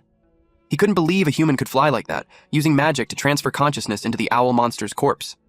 And because he was too weak, he was completely ignored. It felt just like when he first came to this world. So many things had happened so fast that he needed time to process everything. Then he thought of Nia as his master, but the contract wasn't complete yet. At the same time, he felt relieved that he was still alive. But then he realized that wasn't right. His friend had just died. Thinking like that didn't feel human, though, technically, he wasn't human anymore. He decided to take revenge. Even if he couldn't kill him, he would at least smash a face full of cytoplasm at the enemy. On the other side of the forest, the system notified that the mana loan repayment was complete. Remaining health, 789 out of 2,865,981. Mana, 0 out of 377,845. It issued a warning that the host's left arm was severely damaged and needed immediate treatment. After treatment, the energetic status would return. Gon told the system to stop stating the obvious. He had nothing left. He asked it to help him contact the transmigrator summoned by the Hope coordinate. The system replied that long-distance communication was not possible before the initial connection was established. However, it could detect signals on the same frequency. The good news was that he was moving closer to a stronger signal. He knew the Holy See would send more people to clean things up. That made him decide to take the new transmigrator and leave before they arrived, then regroup later. Blood dripped as he walked. Meanwhile, Slime Mold thought he found his target. He jumped down, ready to attack. He struck the armor. He got confused when he felt it. Something about it didn't match what he expected. Gon fell to the ground. Slime Mold realized it wasn't a neck. It was just tassels on the helmet. He quickly apologized and explained that the forest was too dark, so he misjudged and attacked the wrong person. He added that the guy wore a flashy helmet for no reason. Then he asked if he was still alive. Gon grabbed him. He was furious. He recognized Hawk's weapon and smelled Naya's blood on him. He accused him of killing his guild members and assumed he was a servant of the church. Slime Mold's words came out muffled. Suddenly, the system connection was established. Gon was surprised to see that he had a system interface. He asked if he was a transmigrator. At the same time, Slime Mold realized he wasn't the only transmigrator in this world. Slime Mold and Gon sat down and talked to catch each other up. Gon gave him the basic story. He explained that to fight the evil church, he activated the noble phantasm, Hope Coordinate, and summoned Slime Mold into this world. Slime Mold finally understood why he was here. The humans he met before were all part of Gon's guild, but it made him sad when Gon admitted that, with his current strength, he couldn't even save the girl named Nia. Slime Mold asked how he could help. Gon told him not to rush. When he first transmigrated, he was just like him, clueless. After awakening his system, he followed it step by step, completing quests and slowly growing stronger. Slime Mold said Gon had it easier since he was human and could learn magic, while he started as a single-celled organism. He complained that surviving hadn't been easy at all. Gon revealed the truth. He wasn't human either. That was the real reason he always wore armor. That made Slime Mold ask what he really was. Gon answered that he was something humans hated, a goblin. Slime Mold pictured the usual goblins, green, ugly, greedy, aggressive creatures that only thought with their lower halves. Short, weak, and living underground. After describing that, he admitted Gon might actually have it worse. If he looked like that, he'd rather stay a cute Slime Mold. Gon removed his helmet. He looked nothing like that. He had long pointed ears, pale green skin, white hair with braids, and a sharp golden eye. He looked more like an elf than a monster. Slime Mold was stunned. He looked way too cool. He immediately complained that it was unfair, but Gon didn't feel that way. If humans found out the truth, he'd be hunted down. Meanwhile, Slime Mold's small body was actually perfect for moving around towns unnoticed. Still, Slime Mold complained that the difference in their character design was ridiculous. Gon explained that the 100-style guild he founded aimed to remove barriers and bring harmony to all life. But so far, no one in the guild knew his real identity. He quickly changed the topic. There was no time to dwell on the past. The church had already sent Merlin, the most ruthless of the 7 holy knights, so they had to move fast. Slime Mold asked what they needed to hurry for. Gon synchronized all the magic and combat skills he had learned and transferred them to him. Slime Mold was shocked. Something like that was even possible. At that moment, he realized he was about to skyrocket in strength. Gon originally thought that although the Pope was suspicious, his past actions did help the common people. So he went along with it and accepted the quest, hoping to get closer to the truth. But from the very first step, he had already walked into a trap prepared for him. The battle drained everything he had, but he also destroyed many of the church's hidden trump cards. The road ahead became even more dangerous, so he needed someone to fight beside him.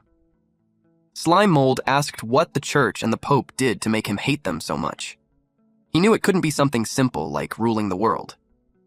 At that moment, the skill transfer reached 2%. But the world was already under the church's control, so that was never Gon's goal. He explained that the church now wanted to sacrifice all life in the world as energy, open a passage, and send those opportunists to ascend to a higher universe.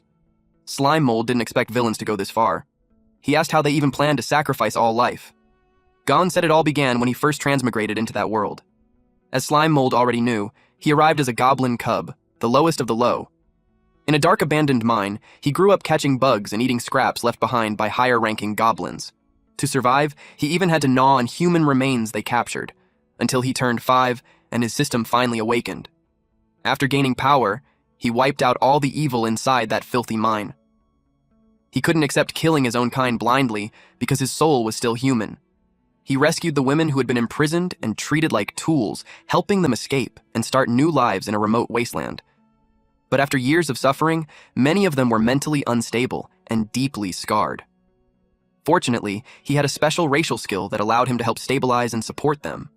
Slime Mold sympathized with him. Even though his body was a slime mold, he also believed his soul was still human. He compared Gon's special skill to his own decomposition. He had a rough idea of how Gon's ability worked. Gon admitted he envied Slime Mold's skill. It was simple and efficient, unlike his own, which consumed a lot of time and stamina. Fortunately, every time he copulates with female adventurers of different professions, he levels up an attribute. Still, his ability allowed him to steadily grow stronger and gain different attributes depending on who he worked with. It also gave him large amounts of experience. With dual cultivation skill, he built a strong foundation in both physical and magical strength. He also formed close bonds with those he saved and eventually created a family with them. Wanting to give them a better life, he decided to head to the royal capital. Slime Mold felt slightly annoyed. It sounded like he was bragging. Gon then said that going to the royal capital was the worst mistake of his life. Because of that decision, something terrible happened to his wives and children. But then, at 12% transmission, Merlin suddenly appeared. Gon instantly shifted his attention. But Merlin had instantly released wind blades. It was the same devastating attack as before. Circle of Wind's Demise. The ground was carved into deep circular marks, and the surrounding trees were completely uprooted. Merlin had already learned that Gon's true form was a goblin, but instead of disgust, he was intrigued. If goblins could have such talent, he wanted to capture him alive and dissect him for study. It was a shame the Pope had ordered his complete execution. He heard rustling nearby and knew Gon was still alive. He asked how he managed to kill Kadoyalawa, who had an undying body and adaptive power. The system warned Gon that his symbiotic armor durability had dropped to 0%. It was completely damaged and needed immediate repair. The system also advised him to retreat, as the situation was unfavorable. Gon told the system to shut up. Merlin found that interesting. He wondered if Gon was talking to the invisible system they couldn't see. He grew curious. If he took Gon's body, could he inherit that system too? The thought excited him. Gon replied that Kadoyalawa's undying chimera body was the result of experiments built on countless lives. Because of that, he called Merlin an inhuman devil, a servant of the church. Merlin found it amusing. He questioned whether Gon even understood what life meant. In the eyes of higher dimensions, beings like them weren't even worth mentioning. While he spoke, Slime Mold threw rocks at him. Merlin caught them easily. Slime Mold didn't expect that. Merlin mocked Gon, saying it was pathetic that this weak monster was all he had left. He then used gaze on Slime Mold. Slime Mold felt exposed, like his entire existence was being seen through. His body froze, unable to move. Then Merlin noticed something. Gon was gone. He realized he had been tricked while distracted. He wondered where Gon had run. Gon suddenly appeared above him and said he never planned to run. He used physical arts, weak point break, and struck from above. Merlin responded with abyss magic, geometric inferno.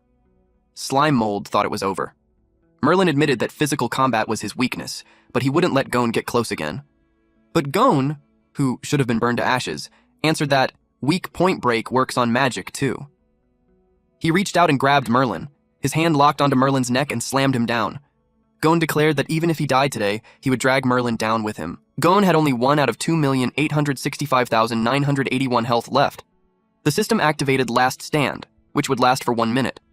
During that time, no matter what damage he took, his health would stay at 1. He activated the skill Final Accord. Merlin panicked when he heard it. He struggled to break free and asked if Gon even understood the cost of that magic. The system warned him that the skill would override Last Stand and his health would drop to 0. When that happened, both his body and soul would completely vanish. He was told to think carefully, but it didn't matter anymore. He activated Final Accord. Merlin's spirit began to get pulled out of his body. At the same time, Gon's own body started to fade. He apologized to Slime Mold. They had just met, and now he had to say goodbye. But there was no other choice. If Merlin wasn't destroyed, none of them would survive. He entrusted the mission of saving the world to Slime Mold, and warned him never to trust the church. Slime Mold broke down in tears. He begged Gon not to die. He wanted Gon to carry him forward. If someone as strong as Gon couldn't win, how could a simple slime mold save the world? A glowing magic circle formed above them, filled with bright green symbols. Gon's body slowly dissolved into the light. His final words were simple: believe in yourself. In that moment, Slime Mold understood. He hadn't been summoned just to exist. He was meant to bring Gon here. Then Gon disappeared. The light flared brightly, and in the next instant it was gone, leaving only faint green traces behind. The armor fell to the ground. Slime Mold cried uncontrollably. Then Merlin appeared in the air, cursing Gon. He complained that the mission had turned into a complete failure. There were candles shaped like praying women, with calm faces and hands on their chests. Only one was lit, its flame flickering while the others stayed dark and still. Merlin said that 5 of the life candles, meant to connect the chaotic universe and prepare for ascension, were extinguished all at once. If not for the fact that only this sanctified fall corpse of a low-level monster remained for him to descend into, suddenly, a slime was thrown at him. Slime Mold spat at him in anger. He declared that he had inherited Gon's will, along with his grudge for that girl. He said he would settle the score with Merlin. He acted tough, but secretly left a clone behind as an escape route. If anything went wrong, he could transfer his consciousness there instantly. Merlin's face was covered in slime. He looked annoyed. He didn't expect that the contract monster left behind by Gon would dare attack him. He said Slime Mold would suffer in Gon's place. Then he used Abyss Magic, Atavistic Ray. Slime Mold got confused. Aside from glowing like a rainbow, he felt nothing. That only made Merlin angrier. He guessed his soul had been badly damaged, and his magic power had dropped a lot. He couldn't accept it. He was the strongest mage in the kingdom. There was no way he couldn't deal with a weak monster like this. Slime Mold knew Merlin had already been beaten half to death by Gon, and Merlin didn't know about his hidden trump card. He decided to use that gap to catch him off guard. Suddenly, the basilisk, the bird with the snake tail, kicked Merlin. Merlin slammed into a boulder with huge force, blood spraying everywhere. That only made him angrier. His veins bulged as he warned them that once he recovered, he would return and burn this swamp into a wasteland. The basilisk gathered flames in its neck. Then it unleashed a high-tier spell, Pseudo-Dragon Breath. The flames blasted across the ground. When the fire faded, his body was left completely charred. Then the basilisk ate him. After swallowing, its snake tail moved. Then its whole body began to glow. Slime Mold watched as it evolved. It evolved from a snake secretary bird into a feathered serpent dragon. It became a long, serpent-like creature with a red dragon head, complete with horns and whiskers. Its body was thick and covered in scales, but parts of it shifted into a bird-like form, with white feathers, strong limbs, and a long neck ending in a sharp beak. Overall, it looked like a fusion of a dragon and a bird, with a long, twisting body and mismatched features. It flapped its wings and flew away. Slime Mold was completely overwhelmed by what he had just witnessed. The system notified that skill transfer had reached 37%, but the connection was interrupted, causing the failure to acquire super magic. The reason? He had no magic power. Because of that, 4 dimensions enhancement and elemental resistance also failed. Other skills failed too, including high-tier divine arts and super union. Only martial arts talent was successfully obtained. While Slime Mold mourned Gon, the system kept listing what he did gain: forging skill, medical knowledge, cooking skill, encyclopedia at 71%, and map atlas at 83%. He kept crying. He felt it would have been better to stay a carefree little slime mold. Even though he gained so much, he couldn't feel happy at all. He used search. His body stretched out like vines. He gathered the armor and slowly pieced it back together. He knew he couldn't stay like this. He had to move forward and inherit Gon's legacy. Otherwise, when the church sacrificed all life in this world, no one would survive. He put on the helmet. He stretched his body to fill the armor from head to toe. The armor was now filled with slime mold.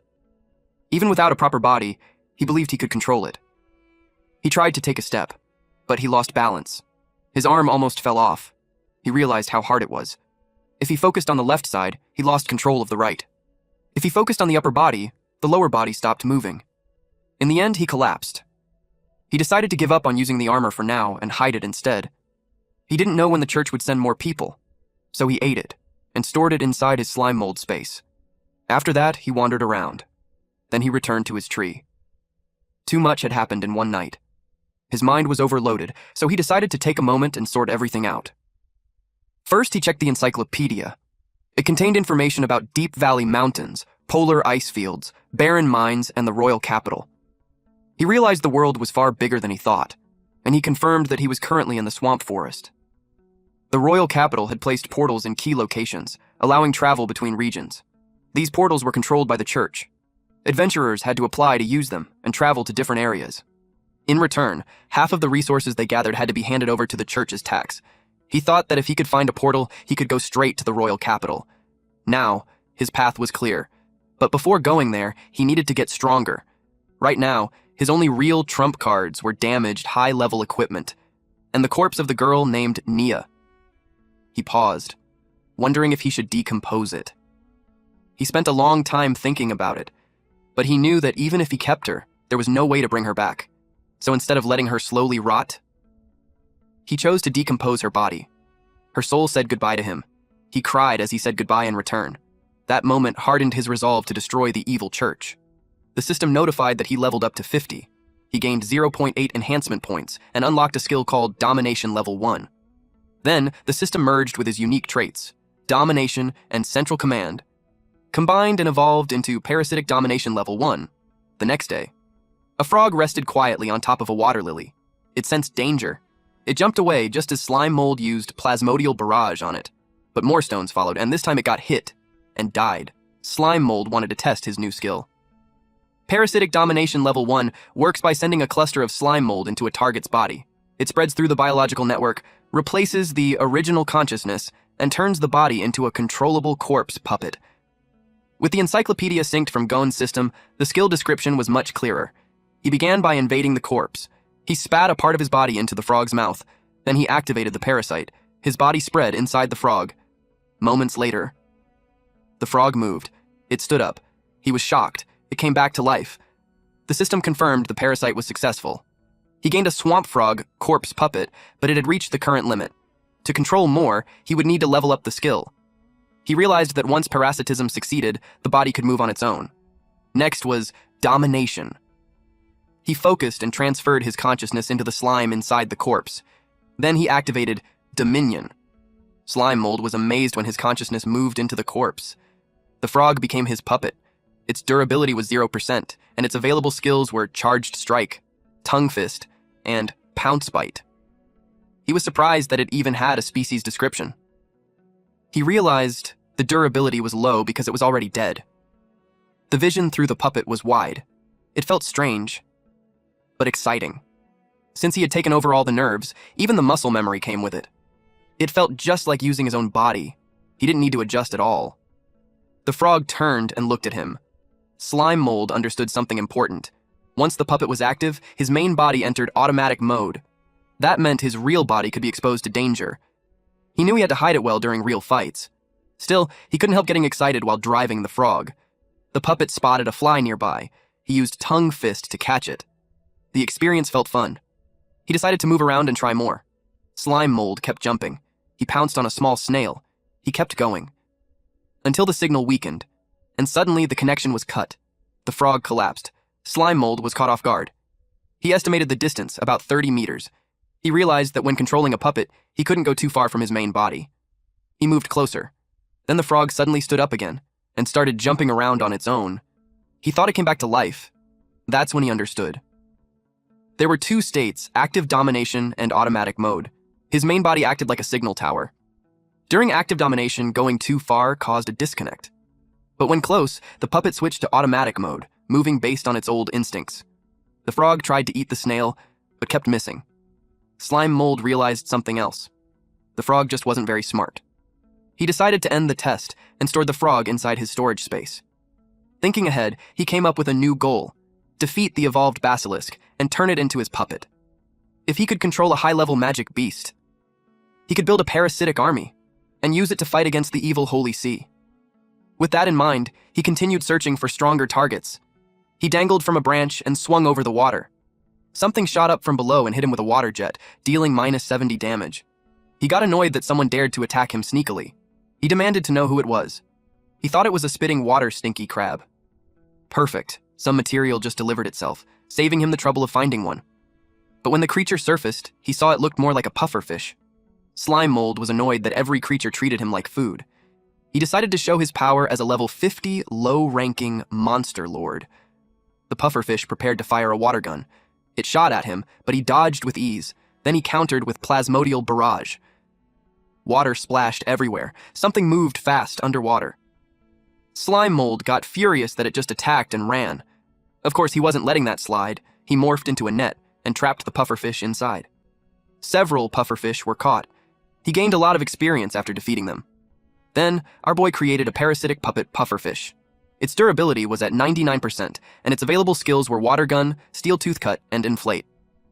After that, he targeted a crab. He watched it eat from the tree. He dropped right on top of it. The crab tried to shake him off. This made Slime Mold drill deeper into the gaps of its carapace. Then he activated Parasite. The crab was defeated, earning him experience points. After that, he used Dominion, and it gave him a swamp crab puppet. Its durability was also at 99%, and its available skills were water gun, mud foam, and clamp. A few hours later, in the forest, a frog fought the bees. You know it will be intense because the mage bee had already used the swarm summon skill. This was Slime Mold's puppet frog. He used the empowered tongue technique and struck all the bees in one swing. The system sent several notifications saying the targets were defeated, and he gained experience points. The frog puppet swallowed all the bees stuck to its tongue. Its body swelled up, its belly bulging with uneven lumps. While two bees cast magic. When they formed a honey bomb, Slime Mold knew the swamp frog alone wouldn't be enough. His consciousness shifted, and he used his crab puppet and made it fire. It unleashed a water gun. The system warned that the parasitic puppet, the fiddler crab, had abnormal status. Its internal moisture was drained, and the skill water gun could no longer be used. He was told to restore moisture immediately. He was shocked that it couldn't fire water gun anymore. Meanwhile, the bees prepared fireballs. They caused a fiery explosion. The impact sent debris flying as the force spread across the area. The crab and frog puppets were left roasted. The bees thought the battle was over. Suddenly, one of them reacted in shock as a fast, spinning blue strike rushed straight at it. It blasted half of the bee's body. Slime Mold, inside a pufferfish puppet, hid quietly in a small pool, celebrating his successful sneak attack. But nearby, another bee quickly fought back, launching a glowing attack. Slime Mold used consciousness shift. He escaped, leaving the parasitic puppets behind. He didn't mind, though, since he could just catch more. The bee grew even angrier. Then several bees gathered together, forming a layered wax barrier as they prepared to block the path. But Slime Mold easily broke the barrier and passed through. He knew he was stronger than them. He was just testing their teamwork. He attached himself to the beehive and spread his body like vines to search, until he found the queen bee and used Parasite on it. If his plan worked, he'd get his first army. His plan was to control the queen bee, then control the entire swarm. The system notified that Parasite was successful. Using the queen bee, he called the children to rise. Its sound waves spread through the fallen bees, and, to his surprise, nothing happened. Then he realized that once the queen bee dies, the whole swarm is done for. That means parasitizing the queen bee to control the hive is a dead end. In that case, using the queen bee as a puppet is pointless, so he decided to switch to the most useful one. He created a parasitic puppet hornet mage. It has 99% durability, and its available skills are gather honey, spark, ember, and levitation. That night, in his hideout, He called his slime mold squad and made them line up. The frog croaked. He named it Waji. Next was the crab. This new one had bigger pincers than the last. He named it Xieju. The poor pufferfish was summoned on land, and it struggled. He named it Xiao Tun. Then our boy got confused when he didn't see the master bee. He was sure he released it along with the others. He had a suspicion. And he was right. When he looked at the frog, this fucker was eating the bee. That made him punch the frog. He announced that slime mold squad rule number 1, no eating teammates. The bee was spat out, but its durability dropped to 70%. Slime mold assured it that everything was fine now. Slime mold realized that his combat squad was complete. There was a frog, a crab, a pufferfish, and a bee. The crab served as the tank. The pufferfish acted like a marksman. Of course, the bee was the mage, and the frog was the assassin, and lastly, slime mold was the commander-in-chief and the strongest support. He imagined them inside a pixel game fighting a level boss, the feathered serpent dragon. The feathered serpent dragon used a trample attack on the master bee. Slime mold made Xieju use carapace defense.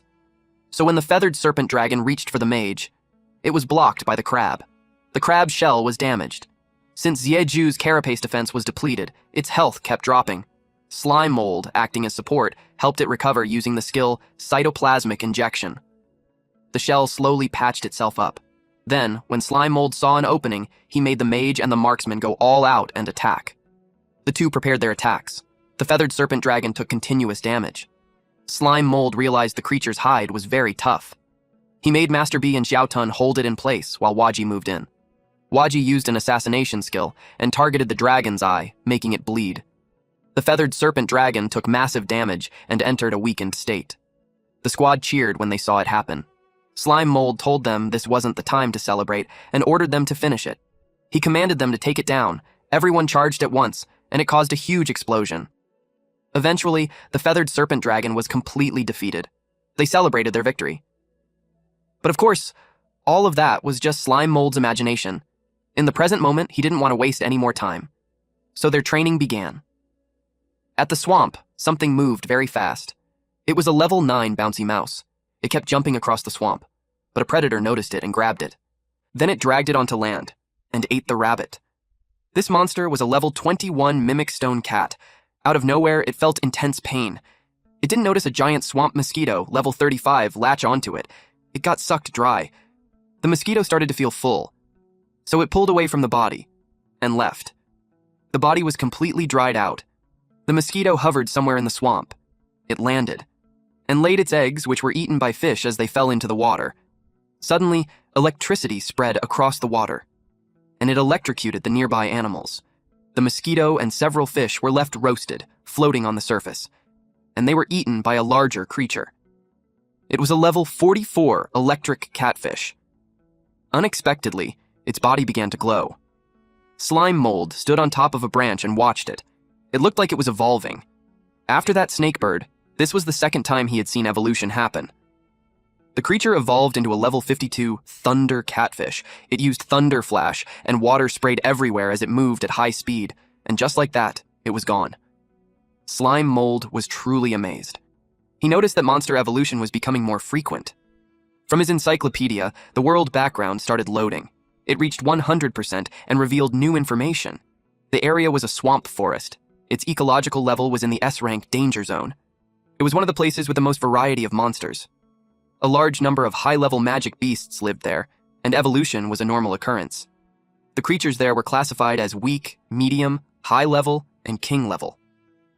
In the battle records, Gon fought the Swamp Forest Monster Alliance. His target was the regional king, Kedoyalawa. During that fight, Kedoyalawa gathered all high-level magic beasts and most of the intermediate ones to attack Gon. But in the end, the entire Monster Alliance was wiped out, and the ecosystem suffered heavy damage. At present, the battle has ended, and the ecosystem has entered recovery.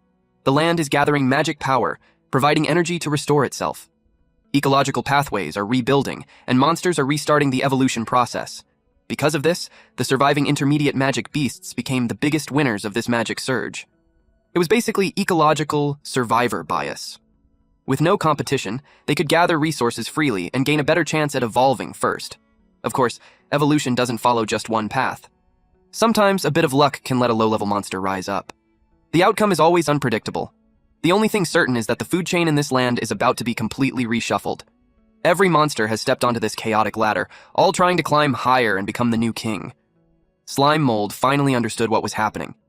He found the database Gon gave him very useful. It made him wonder if the monsters he turned into parasitic puppets could still evolve. He also noticed that the electric fish from earlier was far stronger than him. The system informed him that level isn't an absolute measure of strength. Many factors affect it, such as species, traits, and learned skills or magic.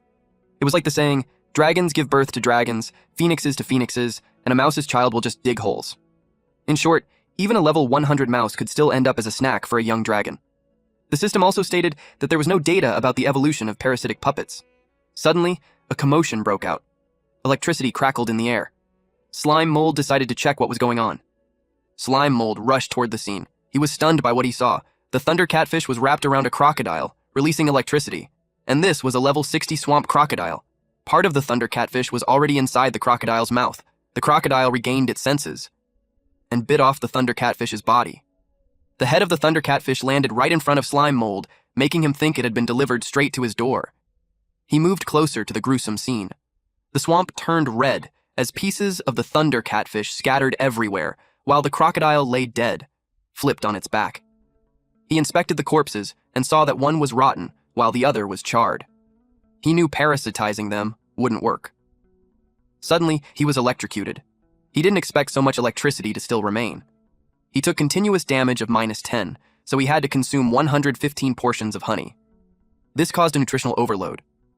His health jumped to 50,000 over 3,909 for 1 hour. He grew larger, big enough to swallow the bodies and decompose them. He gained a large amount of experience from the decomposition. Then, he released the bones into the water.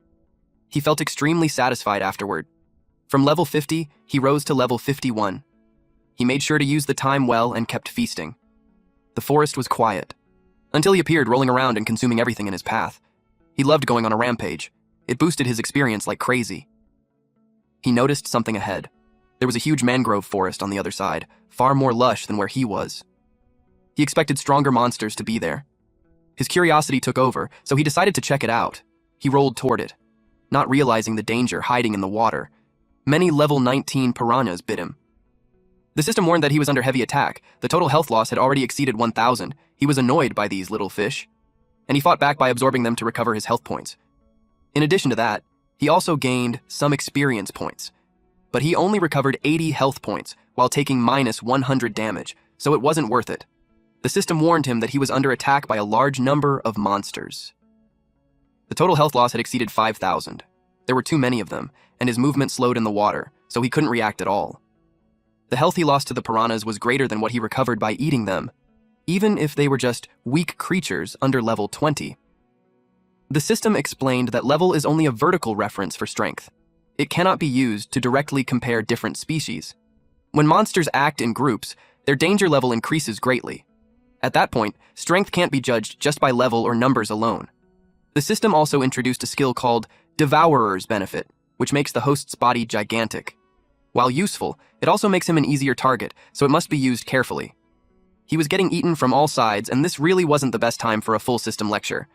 He used Plasmodial Barrage to eject himself from the giant body, and he escaped. The large body was completely devoured by the piranhas. If he consumed more honey to recover, he wondered if he could become giant again. The system replied yes, but the duration wouldn't reset. He only had 19 minutes left. He became large again and rolled through the forest, constantly gaining experience from decomposition. Eventually, he stopped. He noticed that the terrain was no longer changing, but the plants were still growing at an incredible speed. He was amazed at how the Earth's magic power nourished everything. He began to see things differently, and realized that overthrowing the church might not be that hard. Even though Slime Mold lacked a dragon's breath or a beast's claws, his greatest strength was energy. And now, he had finally passed the hardest stage, from 0 to 1. All that remained was grinding from 1 to 100. As long as he kept decomposing and absorbing day and night, in about a month, he could make the entire church face a mold army at their gates. He was lost in that fantasy when the system suddenly shut it down, saying it wouldn't work. He asked why. The system explained that as his level increases, the experience gained from decomposing low-level targets also drops. So 1 level gap gives 95%, 3 levels give 77%, 10 levels gives 60%, 20 levels gives 36%, 50 levels gives 7.7%, and 100 levels gives just 0.6%. He realized that after rolling around for so long, the experience notifications kept popping up like crazy, yet his level didn't increase at all. Now he understood. The experience gain had been reduced. He grew annoyed at the system and demanded that it clearly show exact experience values. But the system refused, saying calculating precise values would consume too much computing power. It could only simulate results in the background. It also notified him that the power overload had ended and the requirement for the next activation would increase 5 times. Suddenly, Slime Mold shrank back to his original size. A pile of huge bones dropped when he became small again. He noticed that the system had become smarter after the update, but its artificial intelligence was still incredibly annoying. He warned it to tone it down. Suddenly, Slime Mold felt strange. He was too full, and he started vomiting everything he had absorbed all over the place. Looking at the pile of trash he had decomposed, he realized one thing. If he wanted to level up, he needed to find stronger opponents. At sunset, he returned near the mangrove and saw that the tide had gone down. He could finally cross the dry lake. But the thick mud made him feel disgusted. Slime Mold sat on the muddy ground, noticing the many holes around it. Curious, he leaned closer and called out, wondering if something inside would come out. Suddenly, he was struck. A sharp object pierced into his body from the mud. After that, he stayed still, a chunk of his body damaged, dirt and fluid dripping as he tried to process what just happened. That made him furious, so he dove into the hole. He went all the way inside. Suddenly, a mudfish was thrown into the air. He faced another fish, but since they were on land, he wasn't afraid. It was a level 17 mud skipper. It suddenly lifted itself up and released waves from its mouth. Slime Mold didn't expect it to make that kind of cry. Many mud skippers came out of the hole after hearing the call. Slime Mold realized they worked in groups, which meant the danger was far beyond just a single level 17 creature. He saw it as them ganging up on him. But luckily, he wouldn't be fighting alone. For some reason, he even copied an anime line as he summoned his puppets, saying, "Summoning Jutsu." When the summons appeared, the area filled with mist. Then the frog, crab, pufferfish, and bee were revealed. Slime Mold felt way too cool. He was honestly excited that he could use skills he used to only see in manga. The mud skippers attacked together using Mudshot. The crab took the hit. The mud quickly hardened around its body, piling up until it was completely stuck. Even seeing that, Slime Mold wasn't worried. His whole body was made of cytoplasm anyway. The mud skippers lifted themselves up, their bodies stretching as wings and limbs extended outward. Then, half of their bodies curled. Slime Mold was surprised when he saw that. For a second, it even looked like they were bowing to him. He quickly reminded himself to stop daydreaming, because every time he did, things went wrong. The mud skippers curled their bodies to the limit. Then they launched themselves into the sky. Slime Mold wondered if they were putting on a show. Then the mud skippers spun their bodies mid-air. Slime Mold called them chainsaw fish. They turned into spinning blades and targeted the crab. The system warned that the crab's durability was dropping fast, 55% remaining. Slime Mold started repairs using cytoplasmic injection. He left behind a blob for it to use like a blood pack. Then he shifted his consciousness and ordered the pufferfish to attack. The pufferfish inhaled deeply and used Steel Fang Cut, slicing into the mudskipper's body. As for the frog, it was agile enough to dodge the mudskippers. It counterattacked using Tongue Fist. Unexpectedly, its tongue got cut off. Seeing that, Slime Mold had to transfer his consciousness into it. The frog's battle IQ in auto mode was too low, so he had to take control himself. It dodged the incoming attack by spinning like a ballet dancer. But inside, Slime Mold was starting to feel overwhelmed. When he found an opening, he kicked the mudskipper with full force and defeated it. After that, Slime Mold shifted his consciousness again. This time, he controlled the bee. He used a triple beeswax barrier. It blocked the mudskippers from getting closer. Slime Mold realized he needed a way to restrict their movement first. The bee unleashed the skill Honey Convergence. It took down some of the mudskippers and wrapped them together in honey. The other mudskippers took the chance to attack, but Slime Mold shifted to the pufferfish. He inflated it, throwing the mudskippers out of position.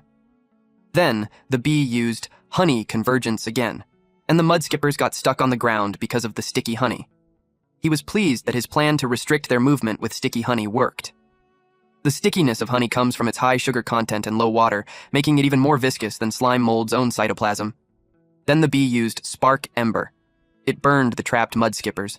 and the system kept notifying him that he gained experience from killing and decomposing them. Slime Mold noticed something. Waji the frog was celebrating.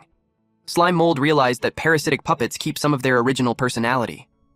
Master B carried the fight, yet didn't act flashy like Waji. Xiaotun splashed water on Shiju. Suddenly, Slime Mold paused, sensing something in the air.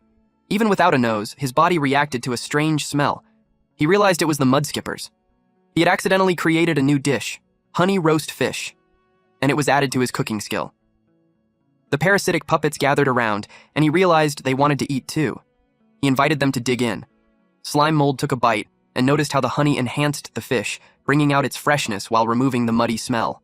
With heat, the skin turned crispy, while the inside stayed tender, perfectly cooked. The system notified him that decomposing cooked dishes gives more experience. Out of nowhere, something suddenly emerged from the mud. It made him alert. He stepped back and told everyone to prepare for battle. It was the level 49 Mud Skipper boss. The encyclopedia showed that it was a boss-type monster that remembers enemies and uses sound waves to command its swarm. On its own, it wasn't extremely dangerous, but it had basic intelligence. Slime Mold decided to stick to his previous strategy, confident he could still win. But his parasitic puppets were too busy eating. It made him frustrated. The Mud Skipper boss attacked. It tried to swallow them whole. Fortunately, Slime Mold grabbed all the puppets and ran away. His wireless attack mode was still unreliable, so he switched to wired mode to strengthen the signal. By directly linking to multiple parasitic puppets through his cytoplasm, controlling them became easier. Even if it was less precise, it made up for it by coordinating many at once for faster combined attacks. Then he realized it was basically like puppet jutsu, which felt pretty cool. The Mud Skipper boss swallowed what was in its mouth. Slime Mold ordered his puppets to attack. He noticed how the Mud Skipper boss ate the corpses of its own subordinates without hesitation. It was truly a creature driven by instinct. One puppet sneaked behind it. It was Waji. It used empowered tongue, but it was easily knocked away by the Mud Skipper boss's tail. Master B used Spark Ember. When a huge explosion went off, Slime Mold thought the fight was over, but to his surprise, the Mud Skipper boss used intermediate magic, Swamplow Art, to shield itself from the flames. Slime Mold was shocked that it could use intermediate magic. Even if it looked dumb, it was stronger than expected, so he decided to push through, head on, and trade attacks. He figured it was time for Shiju to step in, but to his surprise, he was no longer connected to it. He was furious that it had cut the connection and ignored his orders. The system informed him that without direct commands, it was still in automatic mode, so it would act based on its own judgment. Then he saw its body glowing brightly. He realized that because it was about to evolve, it chose to keep eating earlier. Jeju molted and became the Swamp Crab King. The encyclopedia revealed that the Swamp Crab King is a boss-level scavenger. Its shell is as hard as iron, making it difficult to damage with normal weapons. It hides in mud to ambush targets year-round and is hard to detect. Its pincers can crush iron shoes, and its threat level is medium. Its shell also gathers gold from the mud, making it valuable material for forging equipment. Slime Mold used Consciousness Shift. He felt more confident now that he had a medium-threat Swamp Crab King, while the Mud Skipper boss was only average. It took position, and told the Mud Skipper boss to prepare itself. Then it lunged forward. The Mud Skipper boss raised its fins, and ripped them out to use the skill Fin Boomerang. The Swamp Crab King was cut in half. Slime Mold couldn't believe it was killed instantly. He checked the cooking skill.